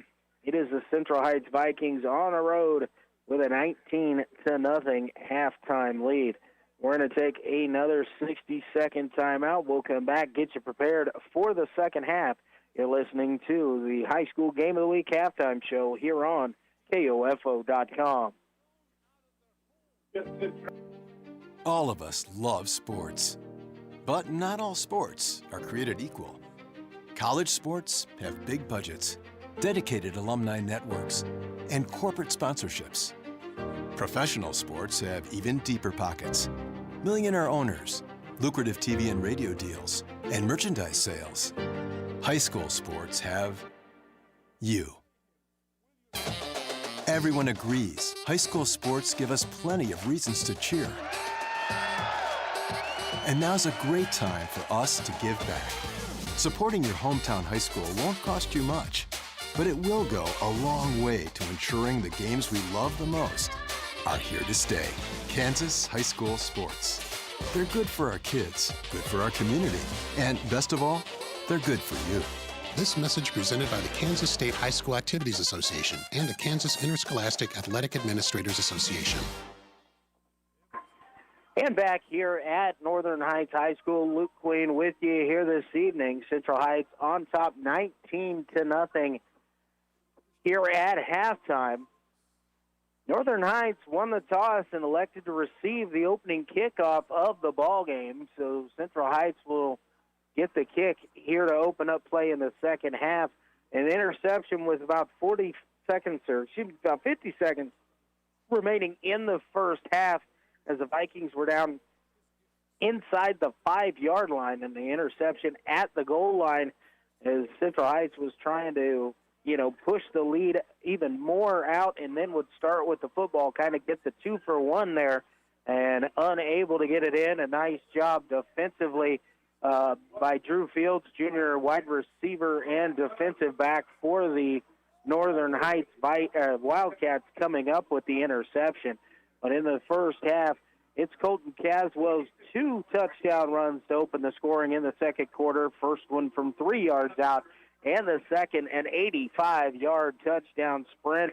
Dominic Lopez added a touchdown run from 9 yards out. Baker Moore and INT. The interception for the Viking defense as the Vikings pitched a shutout through one half of football. Again, this is a great effort by Central Heights here this evening as they go without starting quarterback and a guy that's ran the football so much in the first couple weeks, and Tony Detweiler out for this week's game, and Wyatt Bird, who looked like he has a little bit of a bum knee out there, just coming out and holding on the extra point, and, been walking gingerly with a little bit of limp on the sideline.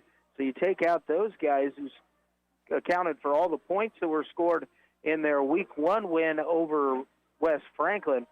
And so Central Heights making a lot of adjustments tonight, especially with those two out, not only offensively but defensively.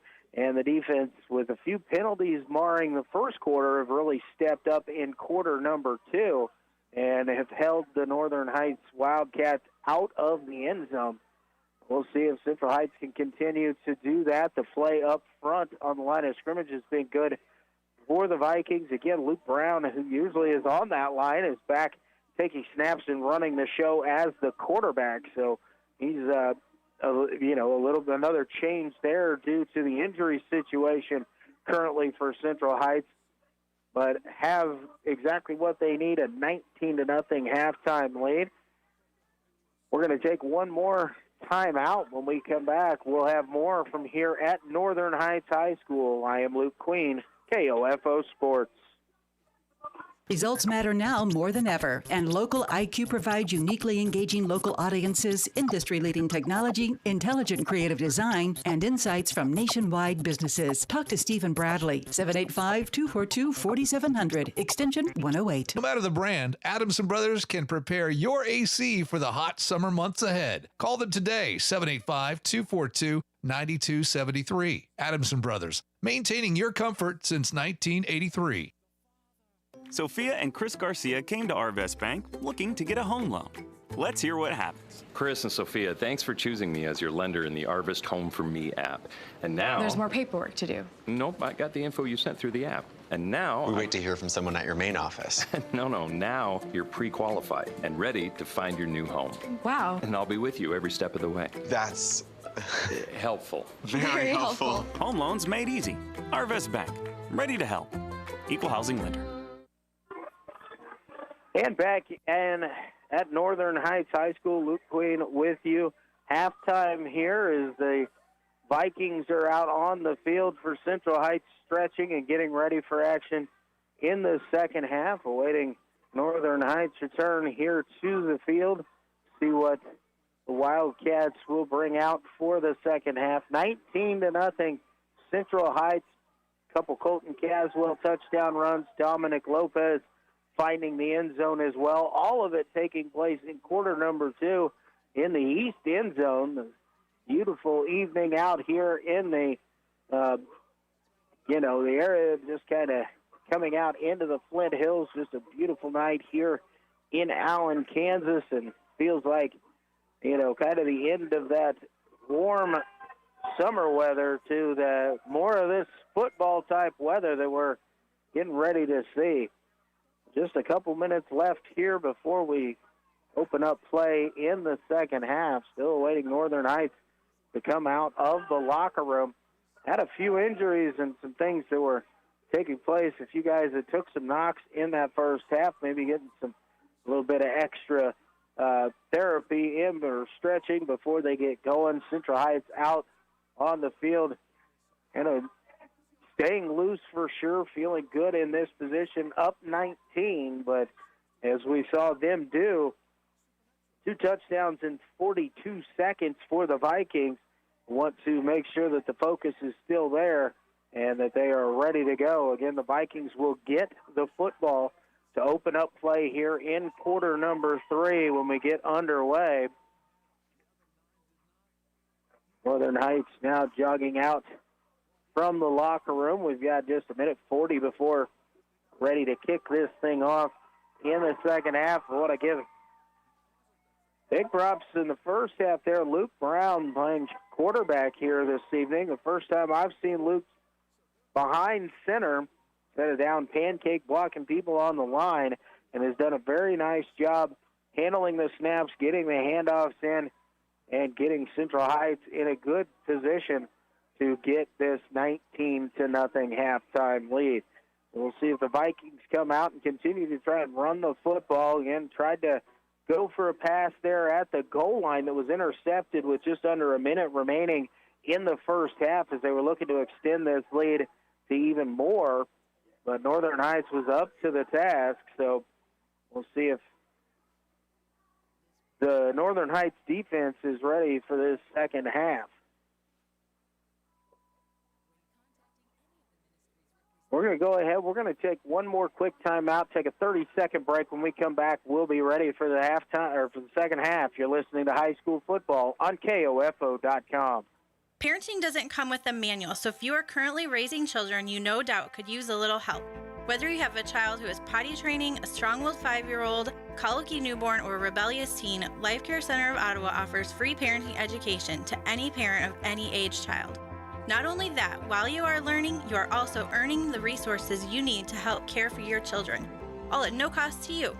Call us today at 785-242-4500 to start becoming the mom or dad you were designed to be. And back here in Allen, Kansas at Northern Heights High School, Central Heights will receive the kickoff to open up play here in the second half with a 19-0 lead. Waiting for kind of the see where they're heading out. It looks like Central Heights is going to go towards the east end zone, be defending the east, and kicking from the west will be the Northern Heights Wildcats.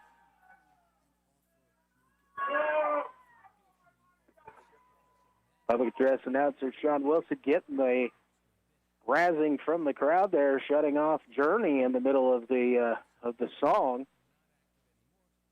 Having a little fun with the crowd down here. Central Heights out on the field. Set to receive the kick. Back deep is Caswell and Moore. They're back deep. We'll see what they do here. First kickoff for Northern Heights. Colby Galloway, the senior, look to kick this one away.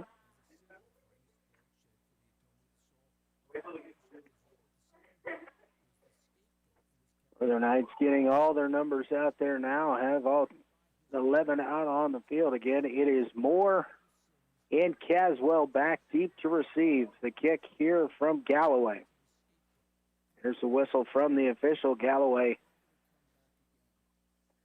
approaches, and the kick is away. It's a low line drive kick, and a bounce past the up man, picked up by Moore at about the 18. Makes a man misses the 20, 25, and 30. Left side 35, 40, 45, and approaching midfield. He'll be tackled down at the 45-yard line of Northern Heights. A nice return there by Baker Moore, 37 yards on the return. And the Vikings are in plus territory after the big return there to open up the second half. It looks like there was a flag on the field. I did not see it. When I looked back there to see if there was a flag, I did not see it. But there was holding on the return, so that's going to mark it back 10 yards from the spot of the foul, which looks to be at about the 33-yard line. 24, 23. And so that'll put him down at the 23-yard line. So the big return is nullified by the penalty. The Vikings maintain possession here. Eli Burrows split out wide to the right. Looks like Moore going to split out wide to the left. Caswell in the tight end position on the right. Lopez will flank Luke Brown, the quarterback, to his left. Brown takes the snap, hand off to Lopez, cuts it upfield. He's at the 25, pushing hard, and he'll be up at the 26-yard line, maybe the 27.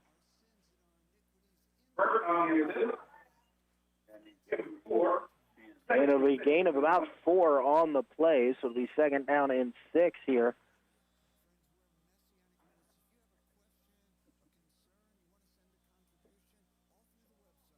Second down and 6 for the Vikings. Again, this time twin receivers split out to the left. Vikings look down at their wrist for the play call coming in from the sideline. Now step up to the line of scrimmage. Lopez to the right of Brown. Brown gives it a last-minute instruction. Moore coming in motion. It's a fake jet sweep give, and Brown's going to keep it up the middle, and he'll get out to about the 30-yard line. So it's going to be a gain of about 3 on the play, and it'll be third down and about 3 yards remaining.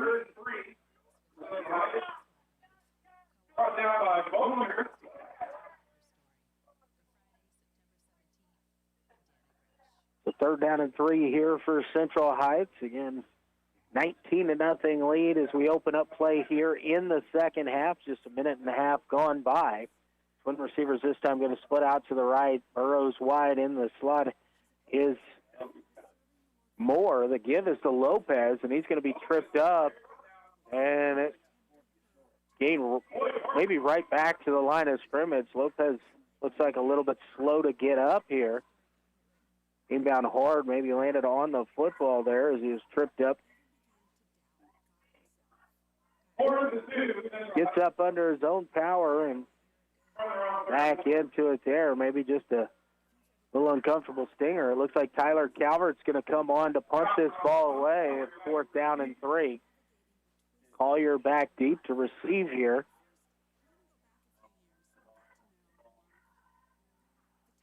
Snap is back. Calvert kicks it away. A high end over end kick's going to drop down at about the 45 and take a big Central Heights bounce, but it'll be touched at about the 35-yard line. So first down and 10, Northern Heights at their own 35. Not Tyler Calvert's best kick. We've seen him do this for the last few years. Just kind of missed that one ever so slightly, but he got a good roll. So if you don't kick it well, the roll is what becomes important, and Calvert got that. About a 30-yard punt. Field's going to split out wide to the right. In Burton. Galloway back with him. Burton going to take it to his right, try to catch the edge. He's in past the line of scrimmage. Positive yards there as he's hit down at about the 37-yard line. So a gain of 3, maybe 4 on the play. I'm going to say 2nd down and 7 here for the Wildcats. Collier jogging in the play call from the sideline.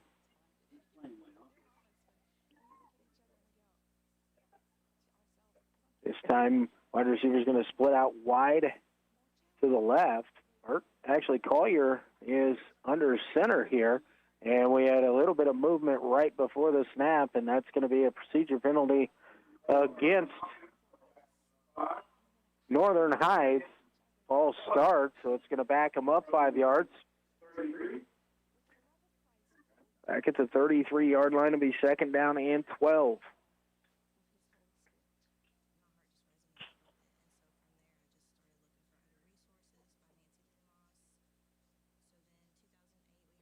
Fields still lined up wide to the left.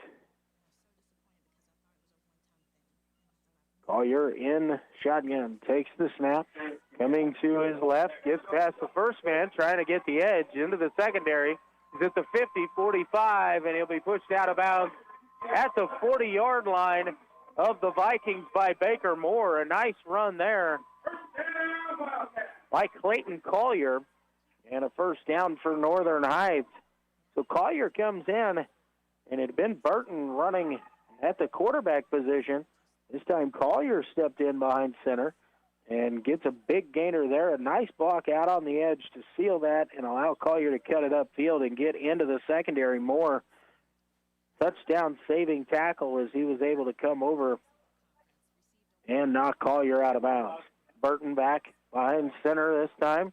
Going to take it to the right side. He's in some big trouble there, and he's going to be dragged down back at the 48-yard line, so that'll be a loss of about 8 on the play. Caswell getting back there to make the stop. The ball between the 48-49-yard line, so it's a long 18, short 19 situation here. 2nd down for Northern Heights.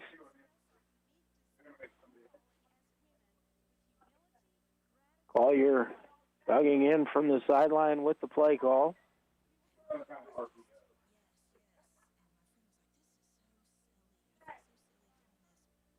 Northern Heights breaks the huddle here, coming to the line of scrimmage.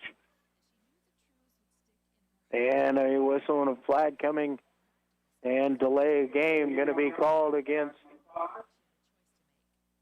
Northern Heights. So that'll move them back another 5, so it'll be down back across midfield to the 46-yard line, so it'll be 2nd down and 24 now.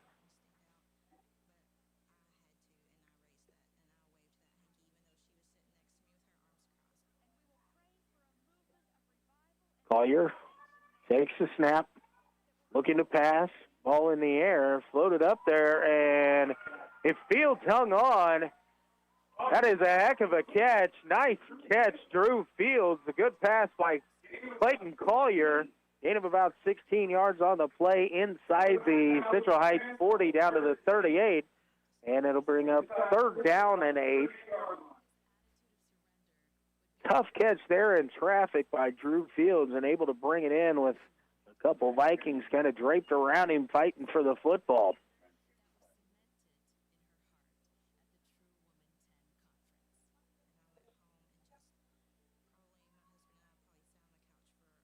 Collier takes a snap, looking to throw again, under pressure, heaves it up, but it's Baker Moore with the interception. He's got a little bit of blocking out in front of him. At the 50, and he'll be tackled down near the 50 at the 47, maybe the 48-yard line.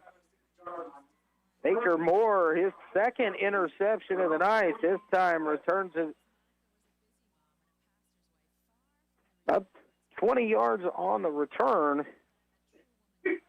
And with 6:30 remaining in the 3rd quarter, Central Heights takes over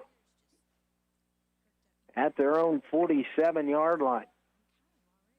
Collier again trying to find Fields down that left side. This time Moore read that one. The pass just led him a little bit too much right into the waiting arms of Baker Moore.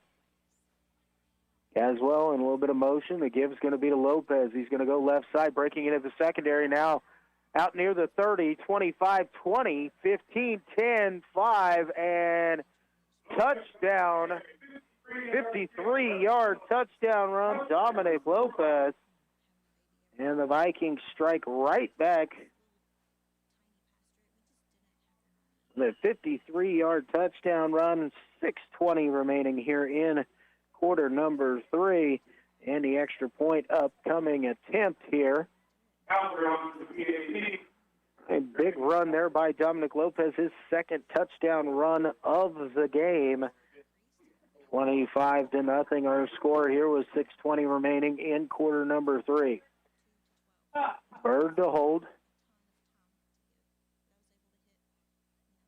Snap is back, it's high, placement is down, and Bird tried to throw that forward, but that PAT is failed, and so the score remains Central Heights 25, Northern Heights nothing. We're going to take a 30-second timeout. We'll be back with the kickoff after this break. You're listening to High School Football on KOFO.com. Needing work? Want to do something different? KOFO is looking for someone to fill a part-time position as the host of the Sunday morning gospel favorite show. No previous experience is necessary, but must have a good work ethic, good communication skills, be familiar with computer operations, and have your own transportation. If interested, send us an email at kofo@kofo.com. No phone calls, please. KOFO is an equal opportunity employer. And back here at Northern Heights High School, 6:20 remaining in the 3rd quarter. Vikings 25 and Northern Heights nothing. Quick update on some scores from around the area. Wellsville now up 35-6 over Iola on the road. Trying to locate a few other scores, but we'll update those as we move along in this one, where Central Heights is on top 25-0. West Franklin was down 22-6 at the half. Not gotten an update from over at that game. What's going on over? They'll just keep going west down the road here and over in Council Grove.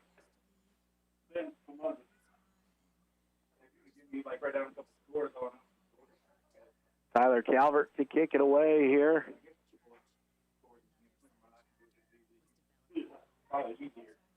Gabe Beck and Colby Galloway back deep. Galloway going to come up and cover this, and it'll be about the 22. Galloway came up and covered it at the 22. He was trying to come up quickly to make sure it didn't get down to the ground, and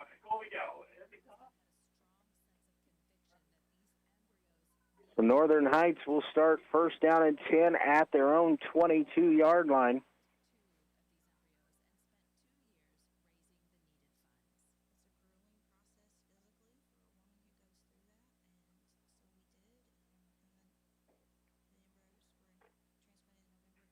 Viking defense ready to go out there. Now Northern Heights will break the huddle. Field's going to split out wide to the right. Burton going to be back behind center this time. Collier in motion, right to left. It's going to be Burton by himself. Makes a first wave miss and into the across the 20 to about the 23-yard line. Flag comes in, and it looks like it's going to be a hold called against Northern Heights. Well, it'll be a gain of 1, second down and 9, or it'd be first and about 19 if they mark it off from the spot of the foul. Maybe right back at the line of scrimmage is where it took place. So it'll actually be first down and 20 as they're going to move this ball back to about the 12-yard line.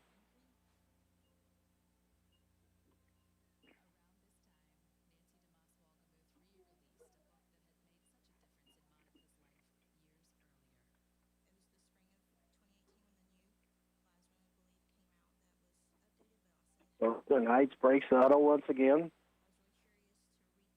Coming up to the line of scrimmage, this time going to split twins out to the right. It's going to be Fields and Burton. Back to the left, Collier under center, going to throw, and it's tipped and almost intercepted out there by Eli Burrows for Central Heights. Just went off the fingertips. We've got a flag down near the quarterback. We'll see what the call will be. It's going to be a personal foul, roughing the passer penalty called here against Central Heights. So it'll be 15 yards and a first down from the spot of the foul. So first down and 10 as they're going to move this out to the 27-yard line.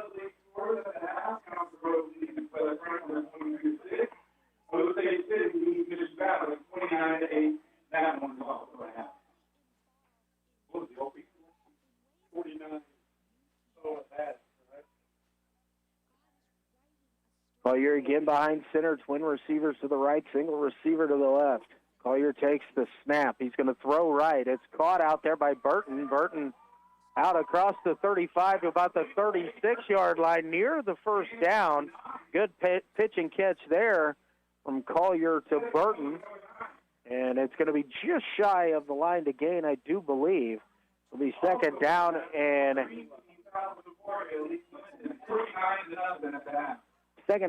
1. And actually, the officials are going to call timeout here, I believe, for a measurement, quite possibly.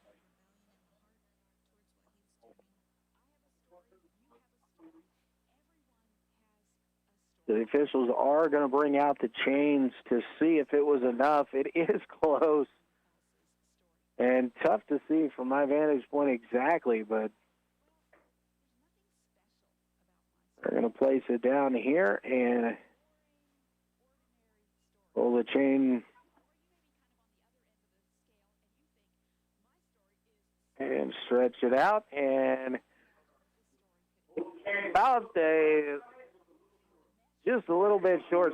Second down in very, very short 1 yard to go here for Northern Heights. So a 9-yard pitch and catch there from Collier to Burton. Back to the single receiver out wide. One set right. Collier again. Looks like he's going to line up behind the quarterback. Officials making sure that the chains are back set once again. And now they're ready to go. Snap is back. Collier keeping it himself, and he dives across the line to gain just short of the 40 at the 39-yard line, but a gain of 3 on second and 1 is good for the first down. Again, Collier coming up a little bit lame here. Hopefully he's grabbing at his knee, and Collier had a couple in the first half, and now just going to try and walk it off. Try and stay in this ball game. Collier kind of came down awkwardly in the first half trying to make a catch. Then on a run, stayed down and had to come off for a few plays. And in the ball game here, single receiver Beck is going to split wide to the left. Twin receivers Burton and Fields to the right. Collier takes the snap, looks to throw. He throws, and it's going to be intercepted, I believe, and incomplete. Calvert unable to get his hands underneath that one and corral it. It'll be just an incomplete pass, 2nd down and 10 with the ball at the 39-yard line.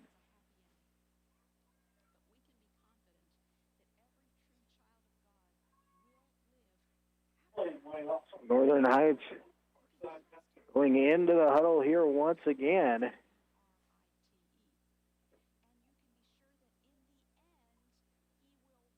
Double reverse halfback pass. Now some late substitutions coming in here. Play clock running down. Northern Heights needs to get on the ball here quickly. Come up to the single receivers out each side. Actually, Burton in the slot. Collier takes the snap, looking to throw, rolls to his right, throws short, and the pass is incomplete. A flag comes out from the far side of the field, and it looks like it's going to be a holding penalty called here against Northern Heights. It is going to be holding against the Wildcats.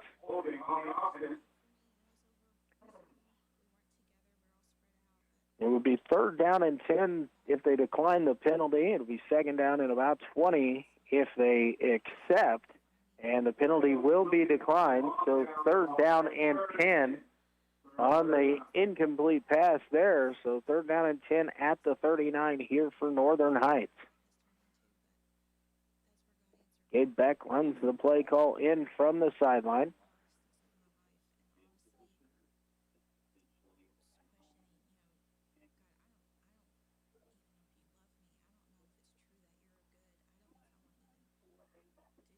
This time Burton going to go behind center.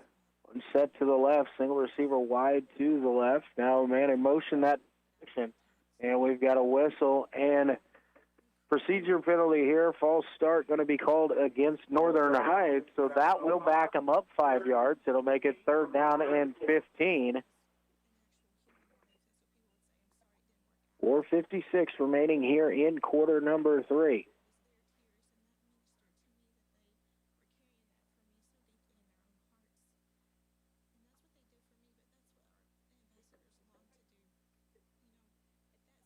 Get back.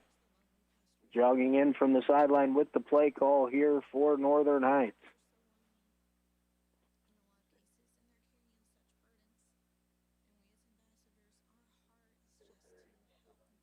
Field splits out wide to the right. Collier behind center. Going to take the snap. Looking to throw. Going over the middle. He's got Burton and a tough catch there in traffic.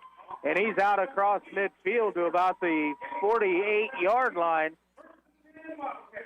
So on 3rd and 15, 1st down on the 17-yard pickup as they cross midfield. Tough catch there by Wade Burton. Took the contact. Would have been hard to the ground, but it is complete for the 1st down.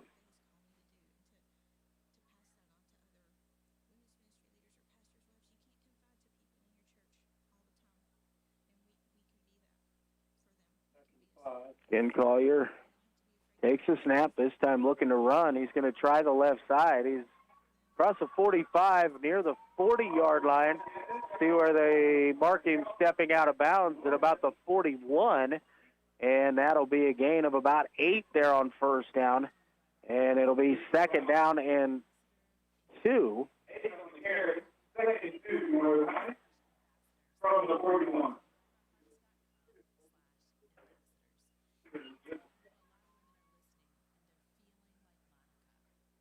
Time Collier is going to have to come out. Had a rolled an ankle there. And we've got a whistle here. And a timeout's going to be called by Northern Heights. Their first of the half. We'll go ahead and take one with them here. We'll take a 30-second timeout with 4:24 remaining in quarter number 3. Central Heights 25, Northern Heights nothing. Back in 30. You're listening to high school football on KOFO.com. Have you ever thought about why listening to the radio is better for you than spending all your time staring at your phone? We are hands-free, so in the car, you can keep your eyes on the road, where they should be.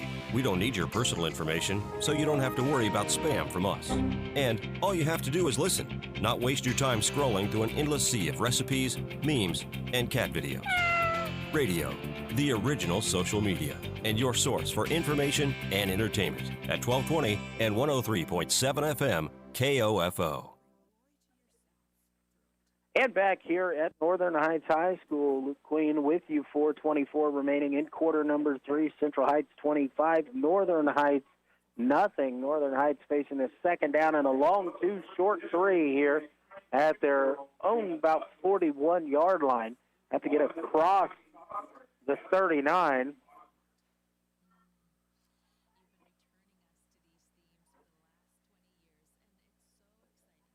Northern Heights breaks the huddle on the near sideline. Central Heights getting some water and quick break. Going to break their huddle on the far side of the field. Come back out defensively here. Single receiver split out wide to the right is Preston Patton for Northern Heights. Wade Burton going to go back behind center as Collier had to come out. Looked like might have rolled his ankle during the last play. Galloway to the right of Burton. Burton takes the snap, going to try the right side. Cuts it upfield and stuck at about the 40-yard line. Going to be gain of a half a yard at most there for Burton that time. So it'll be about 3rd down and 2 here. Trailing by 25 in Viking territory. I'm assuming that Northern Heights would probably be in 4-down territory. Patton running in from the sideline with the play call, brings it into the huddle for Northern Heights. Wildcats will break the huddle, and Patton's going to put out wide to the right.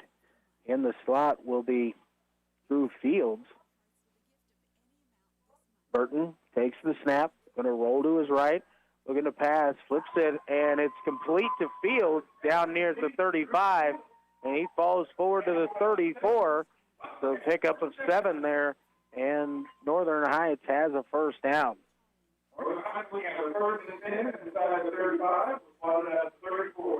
First down and 10, ball at the 34-yard line of Central Heights. Northern Heights driving here. Good pitch and catch there from Burton to Fields.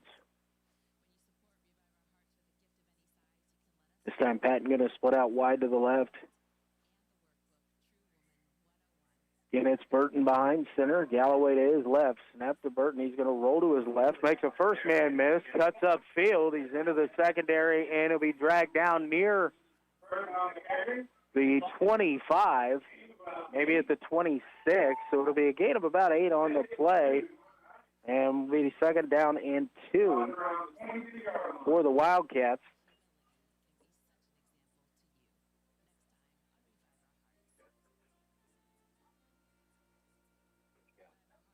Wildcats moving the football here.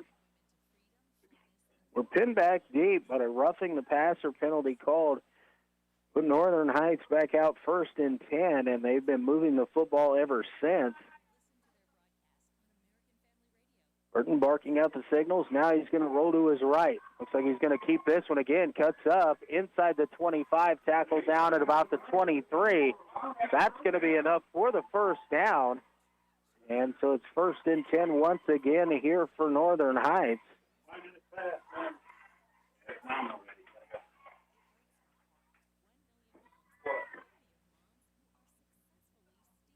Collier walked out the injury here. He's going to jog back in with the play call for Northern Heights.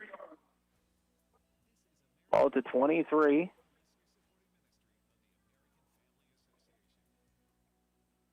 You're behind center.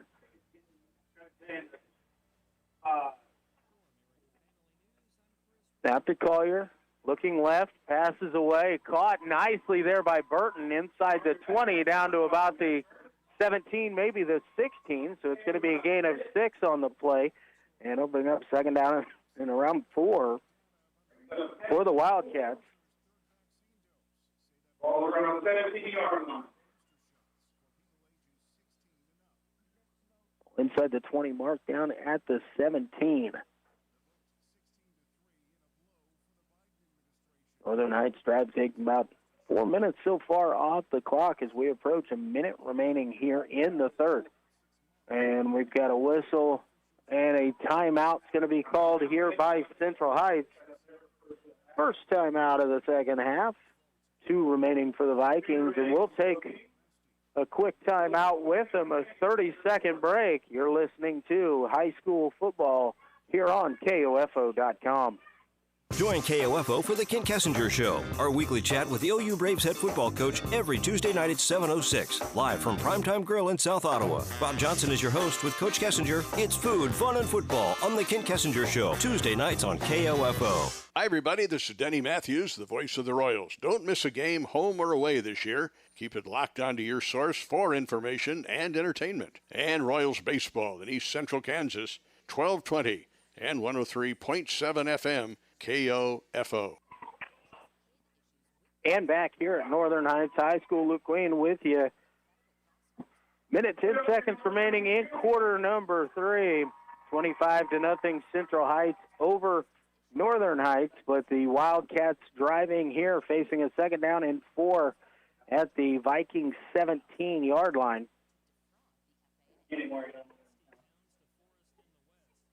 Vikings broke their huddle from their timeout.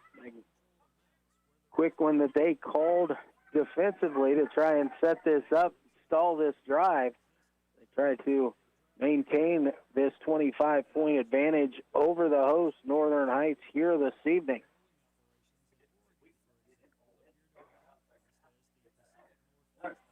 Burton back behind center. Galloway to his right. Field split out wide to the right. Counter give here to Collier. He's going to try the left side, and he's wrapped up, stood up, and pushed back. Maybe a gain of about 1 on the play, or back to the line of scrimmage at least. No loss on the carry for sure. So we'll say it's 3rd down and 4 here for Northern Heights. Ball still at the 17. 45 seconds remaining here in the third quarter. Call my name. What? Northern Heights comes out of the huddle. Collier this time going to be behind center. Infield's out wide to the right. Snap to Collier. He's going to roll to his right and cuts it upfield, but nothing there as he's going to be tackled for a loss of a couple on the play back near the 20-yard line. And so it'll be a loss of 3, and they'll bring up 4th down and about 6. And that will probably be, we've got a injury on the field, so the clock will stop. Just a few seconds remaining here in the third quarter. Be 4th down and 6. It's like Matt Williams might be down here for the Vikings.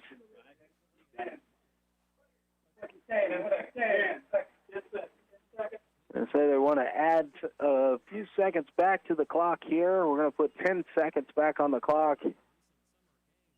Still, they're going to, when they whistle it ready for play, Northern Heights can try and be up there on the ball. They'll have 10 seconds to snap and get the play off, or they can let it run down and go into the fourth quarter and try to make the comeback through the 12 minutes that would be remaining at the end of this quarter. Kind of stretching player out on the field there. It's actually Caden Crone that is down, number 52. Hopefully just trying to stretch out a cramp there. Caden has had a good football game defensively so far tonight. Make sure your wideout knows. Make sure your wideout knows to run a pretty skinny post there to get the field cleared. Bring him to the middle.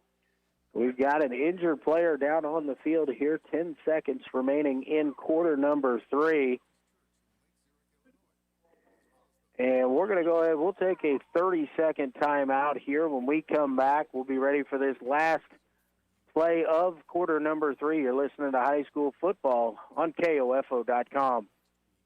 Elder abuse, neglect, and exploitation comes in many forms. Elder abuse is taking money or valuable items, pushing, shoving, or leaving bruises. It's leaving the elderly unattended or without food when they cannot care for themselves. If you know or suspect an elderly person is being abused physically, emotionally, sexually, or financially, call the Kansas Adult Protective Services Hotline at 1-800-922-5330.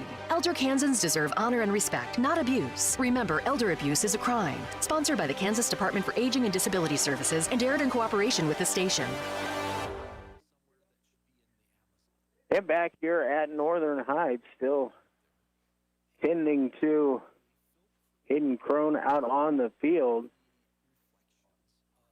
This looks like they're stretching out. Hopefully it is just a cramp and can be worked out, but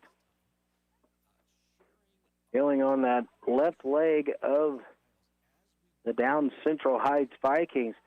Updated score in the third quarter, Wellsville up big on Iola now 42-6 in the Frontier League. Eudora 40, Bonner Springs 21. And Caden up to his feet, so that's good to see. Walking gingerly towards the sideline. And it definitely looks like that left leg is bothering him quite a bit in the fourth quarter. A good game into a football. Riley County 16, Silver Lake 14. Piper and Leavenworth tied at 16 apiece as well. So some good football games going on across the state. Also in the Frontier League in the fourth quarter, Pale with 13, Tonganoxie 10. So a tight one there in the Frontier League. Caden has gotten to the sideline, so Northern Heights will come to the line of scrimmage again. The clock has started here, and it looks like Northern Heights is going to go ahead and let this thing run out. And we're going to go to the fourth quarter. After 3 quarters of play, the score is Central Heights 25, Northern Heights 0. We're going to take a 60-second timeout, and we'll be back for fourth quarter action from here at Northern Heights High School. I am Luke Queen, KOFO Sports. This year, we commemorate the 234th year of the United States Constitution as the supreme law of the land. The Constitution establishes the basic structure of our federal government and the laws by which that government must abide. These laws, created by our founding fathers, are the Bill of Rights, the first 10 amendments of the Constitution. In 1955, the Daughters of the American Revolution, the DAR, petitioned the U.S. Congress to pass a resolution to annually observe and commemorate our Constitution. It was passed unanimously, and on August 2nd of 1956, President Dwight Eisenhower signed into law Public Law 915, establishing Constitution Week to be observed each year on the week of September 17th. In observance of Constitution Week, September 17th through the 23rd, please fly our nation's flag with pride, then access a copy of the U.S. Constitution either at the library or on the internet and read it with family and friends. And back here in Allen, Kansas at Northern Heights High School, Luke Queen with you. We get ready for action in quarter number 4. Central Heights 25, Northern Heights nothing. 12 minutes remaining in regulation in this one. Northern Heights facing a 4th down and 6. The ball at the 20-yard line. Central Heights needs another stop here. Again, can definitely get a first down and get new downs for Northern Heights. We'll see what they can do here. Central Heights was lined up on that far side, well back, and they're quite a ways away, so making the about 70-yard sprint down to the other end of the field to get ready for the defensive play here. In 4th down and 6, Northern Heights right now has Fields split out wide to the right. Looks like Collier will be behind center here. Going to take the snap, rolling to his right, looking to throw. going to throw, and he got a receiver, but it was just off of his fingertips. Wade Burton, it would have been a heck of a catch as he extended that arm, but just off the fingertips. So a turnover on downs gives it to Central Heights. First down and 10 at their own 20-yard line with 11:55 to go.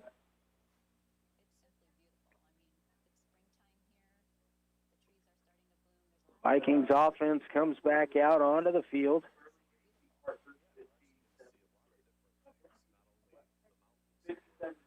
Vikings looking over to the sideline, awaiting a play call coming in here. Looks like the receivers are going to split out wide to the left. Eli Burrows out wide. Baker Moore in the slot. Luke Brown with Dominic Lopez to his left. Caswell comes in motion. It's going to be Brown on the keeper, straight up the gut. Stood up short of the line of scrimmage. Loss of about 2 on the play. And a great job by the front of the Wildcats there. Shut down Brown before he could get back to the line of scrimmage. Second down and 12 here for Central Heights. West Franklin. Yeah, you get back to the card. Did I mention that? Burrows wide to the right. Moore wide to Burrows wide to the left, Moore to the right. Counter give here to Lopez up the middle, breaks a couple of tackles, and he'll be out near the 25-yard line. He's going to be tripped up there. A gain of about 7 on the play for Dominic Lopez. And it'll be third down and he's actually going to be marked down at the 24, so third down and 6 here. Got to get across the 30-yard line for the first down.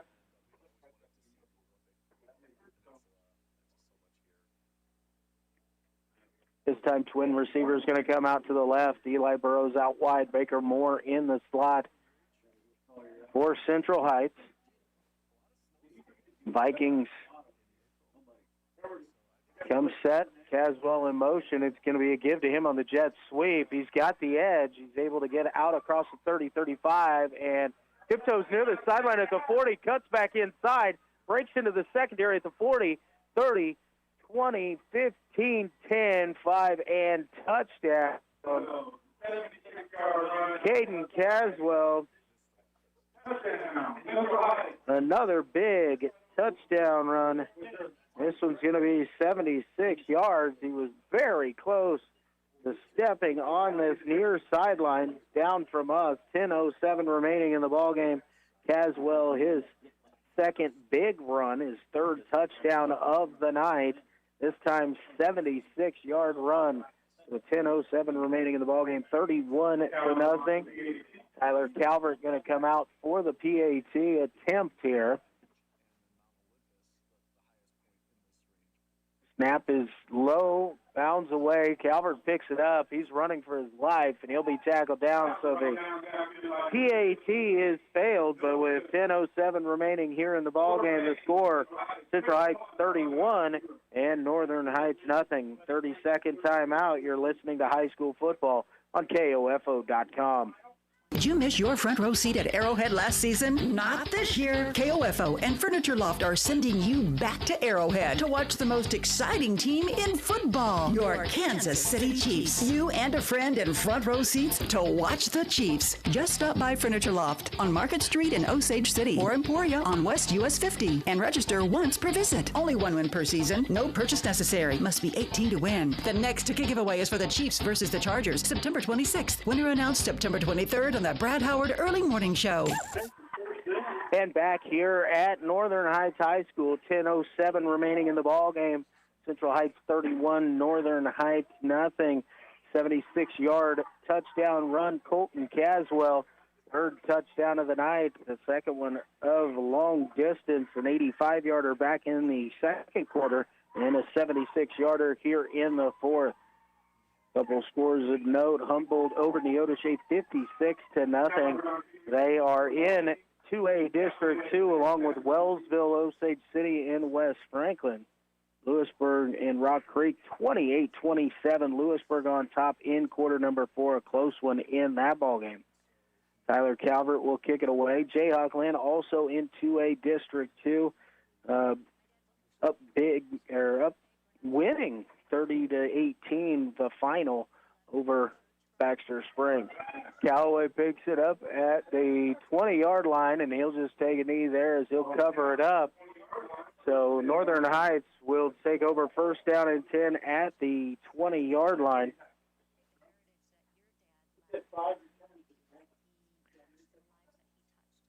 Eudora has opened up a bigger lead on Bonner Springs, now up to 40-21 in that Frontier League matchup there.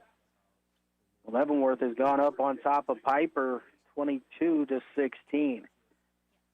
Here's 31-0. Northern Heights taking over here first down and 10 at the 20-yard line. Back going to split out wide to the left. Patton will be wide to the right. Snap back, Burton dropping back to pass, throw, and was looking for Patton to cut across, but it led him a little bit too much, and the pass will fall incomplete. It'll be second down and 10 for Northern Heights.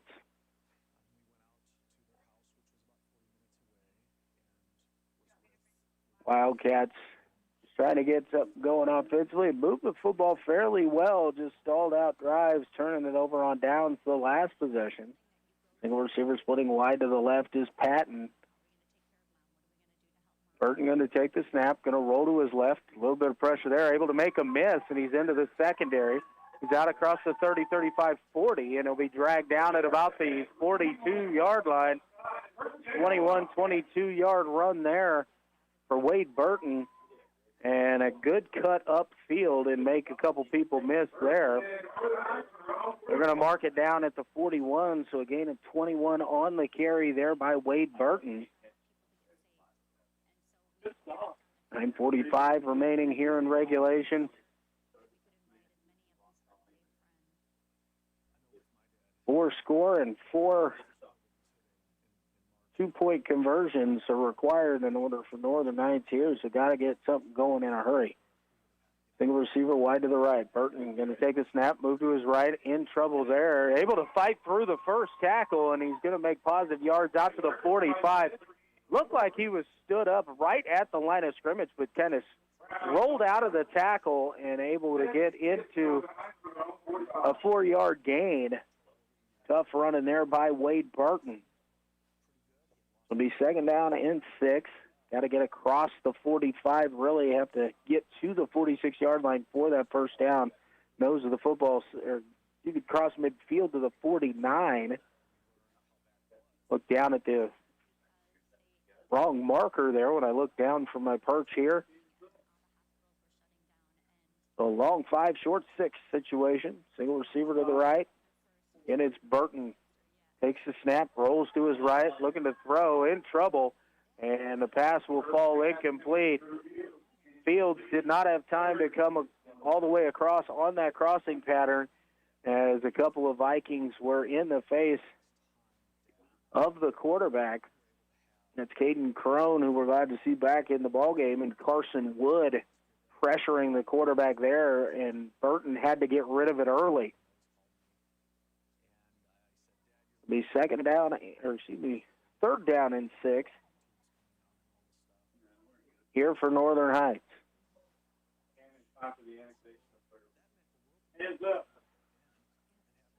Patton split out wide to the right. Fields in the slot. Burton takes the snap, again rolling to his right, and he's throwing out to Fields, and Fields trying to bring it in. Gets hit as he was trying to tuck it in there by Baker Moore, knocking it away. And so it'll be fourth down as the pass falls incomplete. Fourth down and 6 here for the Wildcats at their own 45-yard line.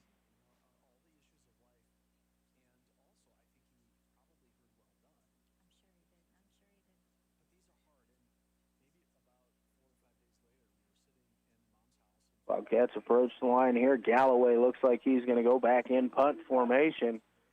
Baker Moore going to drop back deep.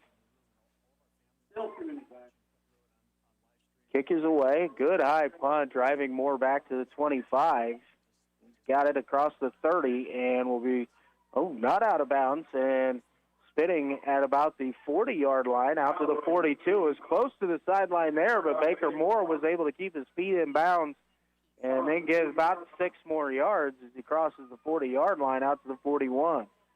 So with 8:15 remaining here in the ball game, Central Heights will take over first down and 10 at their own 41-yard line.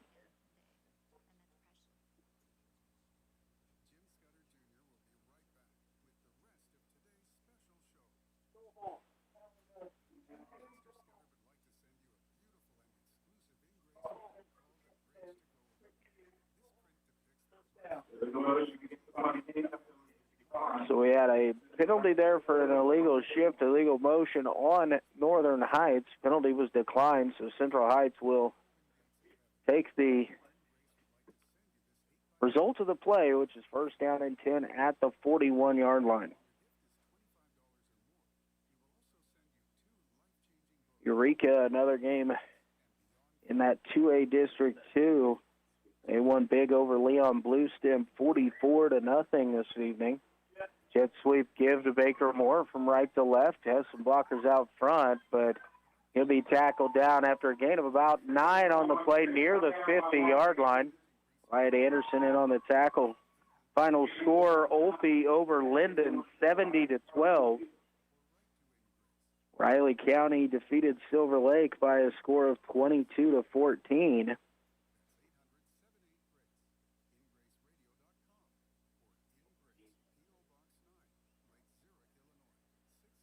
Yep, Brown's going to keep it himself. He's driving forward near the line to gain, and he might have just fallen across the top of the pile for that extra yard and a half that was needed. He needed a yard. He got a yard and a half, and that's good enough for the Central Heights first down. Ball will be marked at the between the 48 and 49 of Northern Heights. 7.5 minutes remaining here in regulation.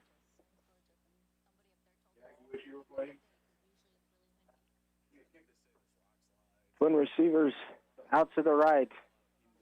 Brown marks out the signals. Caswell goes in motion from left to right. Give is going to be to Lopez, right side. Stepped up at the line of scrimmage, and it breaks free. He's going to be across the line to gain inside the 40, down near the 35. So a tough run there as he'll be marked down at the 35-yard line and a pickup of 14, maybe for good 14 yards there for Lopez. And we've got a flag and a hold going to go against Central Heights. Flag is down at about the 44-yard line, so 10-yard mark off from there is going to make it first down and a 15 once they step off that 10-yard penalty.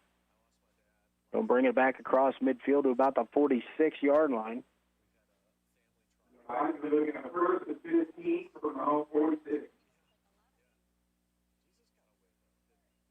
Instead of first down yardage on the carry, it's 1st and 15, backed up by yet another penalty. Burrows wide to the left, Moore in the slot. The Vikings looking down at their wristbands for the play call. Luke Brown with Dominic Lopez to his left. Caswell comes in motion. Fake jet sweep on the counter, and a nice job there as Northern Heights combined in on Lopez. Behind the line of scrimmage, that's going to be a tackle for about a 3-yard loss, and it'll bring up 2nd down and 18.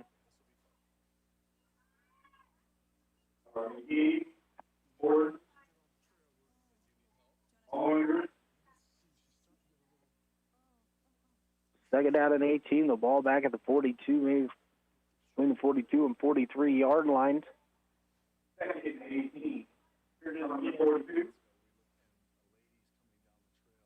Central Heights Now looking down at the wristbands as they've got the play call that they want here. Brown takes the snap, looking to keep it himself. He runs to the left, tripped up, and he's tripped down at the line of scrimmage. Caden Collier, the initial hit there, and cleaned up by Preston Patton for Northern Heights. Be third down and 18. 5.5 minutes to go. Time the Vikings are going to split a couple of receivers to the right as Burrows and Moore line up on the wide side of the field. Caswell, tight end left. Lopez, right of Brown. Now Caswell in motion from left to right. Snap back to Brown. He's going to roll to his right, throw, and it is caught for a short gain, maybe about 5 yards out to the 49-yard line. And that is caught there by Caswell. And it's fourth down and 12 from the 49-yard line.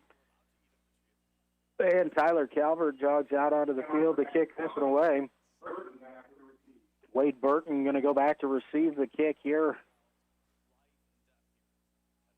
for Northern Heights. Late substitutions coming on. Now we've got a flag, and it's going to be an illegal substitution called here against Central Heights. Was had 12 men in the huddle. So it'll be fourth down and 17 as they move it back to the 44-yard line.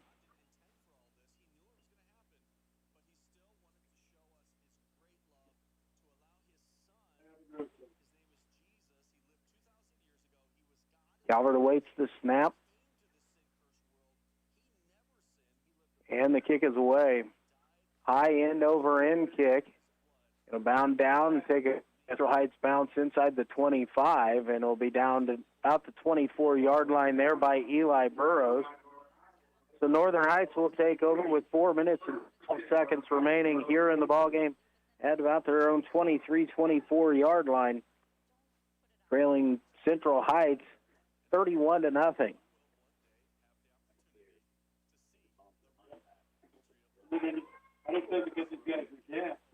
Tonganoxie able to complete the comeback there. They get a 17-13 win over Paola in the Frontier League.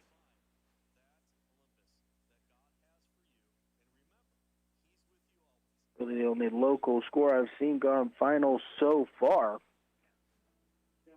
Patton, the single receiver, is going to split out wide to the left. Snap to Burton. He's going to try the left side, cuts it upfield. Not a whole lot there. He'll actually be tackled down for a loss of maybe a yard or so on the play. Being up second down and 11 as the ball back to the 22-yard line.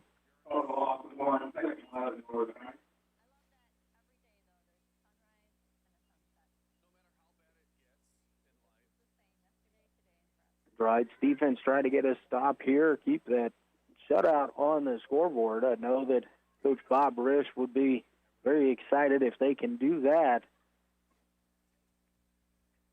Got a whistle here, and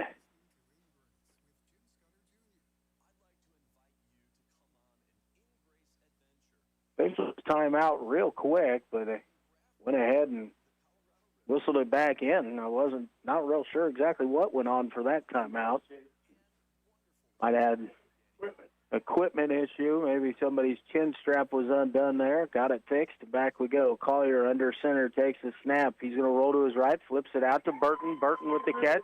Makes the first man miss, and then takes a big hit there by number 21, Colton Caswell. Excuse me, that's number 25, Dominic Lopez, who came up to make that stick. But that's good for play out to the 34-yard line, and that's good for the first down. Nice little pitch and catch once again from Collier there to Burton. Field's going to split out wide to the left for Northern Heights. Collier takes a snap, rolling that direction, has to step up. Now he's going to throw it again. He's got it to Burton, and a good catch there out near midfield. He goes into Central Heights territory, a big up about 16 or 17 yards, and that's going to be another first down for Northern Heights. Collier took a hit there as he was releasing that pass. He was under some pressure, threw it a little bit high, but a nice job there by Burton to get his hands up in the air and pull that one out of the sky and then take the hit and still fall forward for an extra yard or so after he got hit. 2:25 ticking down on the clock. Ball at the 47, 48-yard line. In the 47. First down and 10 here for Northern Heights. This time, Field's going to split out wide to the right. Snap back to Collier, looking to pass once again, going up top, up in the air, just over the outstretched hands of Fields. Into double coverage, but the pass falls incomplete. Fields would have made a heck of a catch there, and just maybe got his hand in front of the eyes of the defensive back. It fell incomplete. Baker Moore was back there in coverage. Baker already 2 INTs on the night.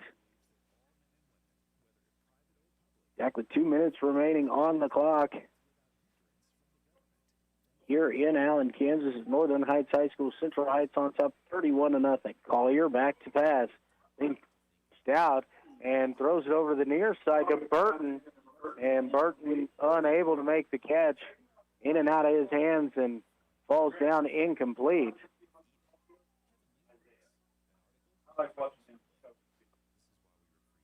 It'll be 3rd down and 10. The ball's still at the 47-yard line here.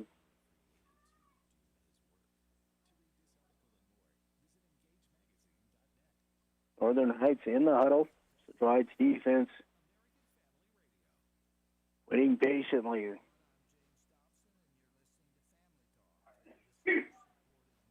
Twin receivers to the right, single receiver to the left. Collier back to pass. Throwing to the across the middle, and again, it is picked off again by Baker Moore. Moore returns it across midfield. About a 14-yard return on that one. So with 1:48 remaining in the ballgame, Baker Moore, his 3rd interception of the night. And Central Heights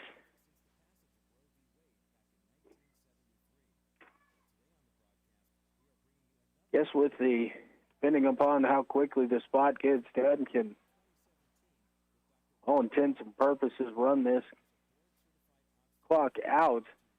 And the receiver is going to be here to the near side. Burrows now going to go from left to right.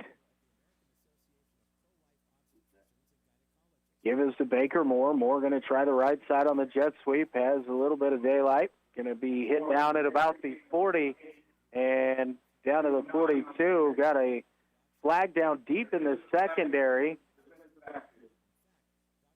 And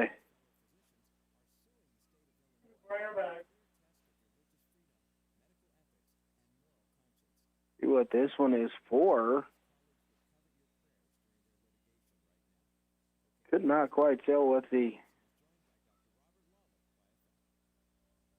call there from the official was. So the personal foul is going to be called against Central Heights.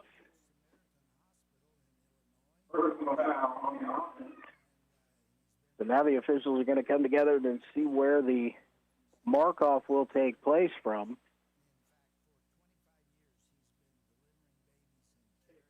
Coach Bob.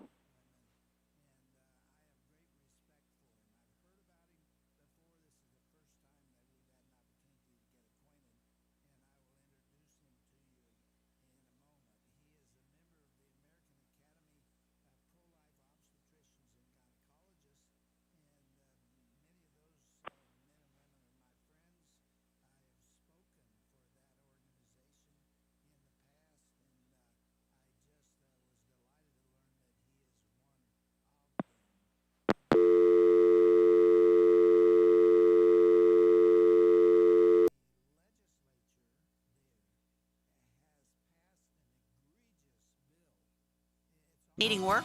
Want to do something different? KOFO is looking for someone to fill a part-time position as the host of the Sunday morning gospel favorite show. No previous experience is necessary, but must have a good work ethic, good communication skills, be familiar with computer operations, and have your own transportation. If interested, send us an email at kofo@kofo.com. No phone calls, please. KOFO is an equal opportunity employer. It's always exciting when your Kansas City Royals take the field. And with fans in the stands once again, it's even better in 2021. KOFO and our longtime title sponsor of Royals baseball, State Farm agent Ryan Disbro, and our game sponsors make it possible for you to hear the boys in blue, home and away, all season long. We encourage you to shop with our sponsors as the best way to be Together Royal this season. We're proud to be your sports source and home for Royals baseball in East Central Kansas. 1220 and 103.7 FM, KOFO. This year, we commemorate the 234th year of the United States Constitution as the supreme law of the land. The Constitution establishes the basic structure of our federal government and the laws by which that government must abide. These laws, created by our founding fathers, are the Bill of Rights, the first 10 amendments of the Constitution. In 1955, the Daughters of the American Revolution, the DAR, petitioned the U.S. Congress to pass a resolution to annually observe and commemorate our Constitution. It was passed unanimously, and on August 2nd of 1956, President Dwight Eisenhower signed into law Public Law 915, establishing Constitution Week to be observed each year on the week of September 17th. In observance of Constitution Week, September 17th through the 23rd, please fly our nation's flag with pride, then access a copy of the U.S. Constitution either at the library or on the internet and read it with family and friends.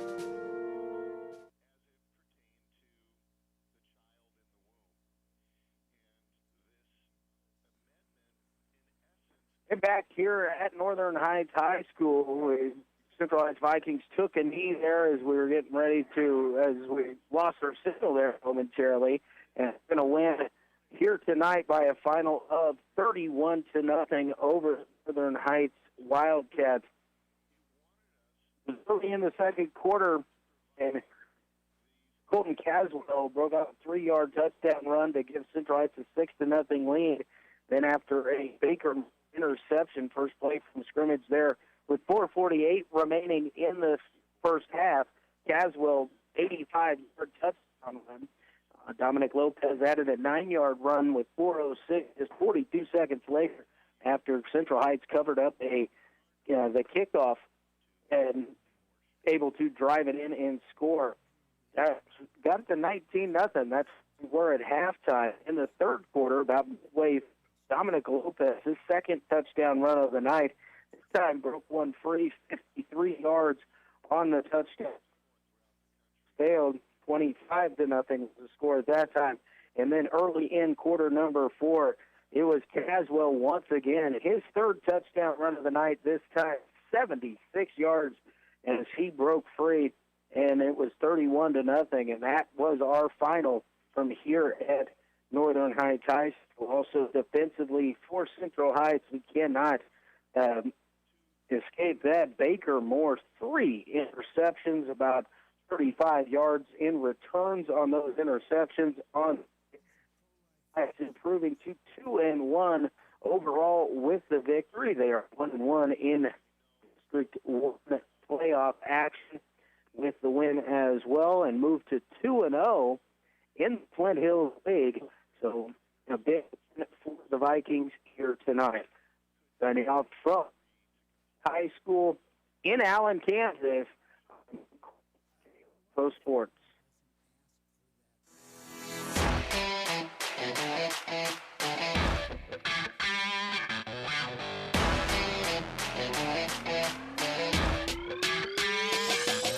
Thank you for listening to this Game of the Week football broadcast on KOFO and KOFO.com.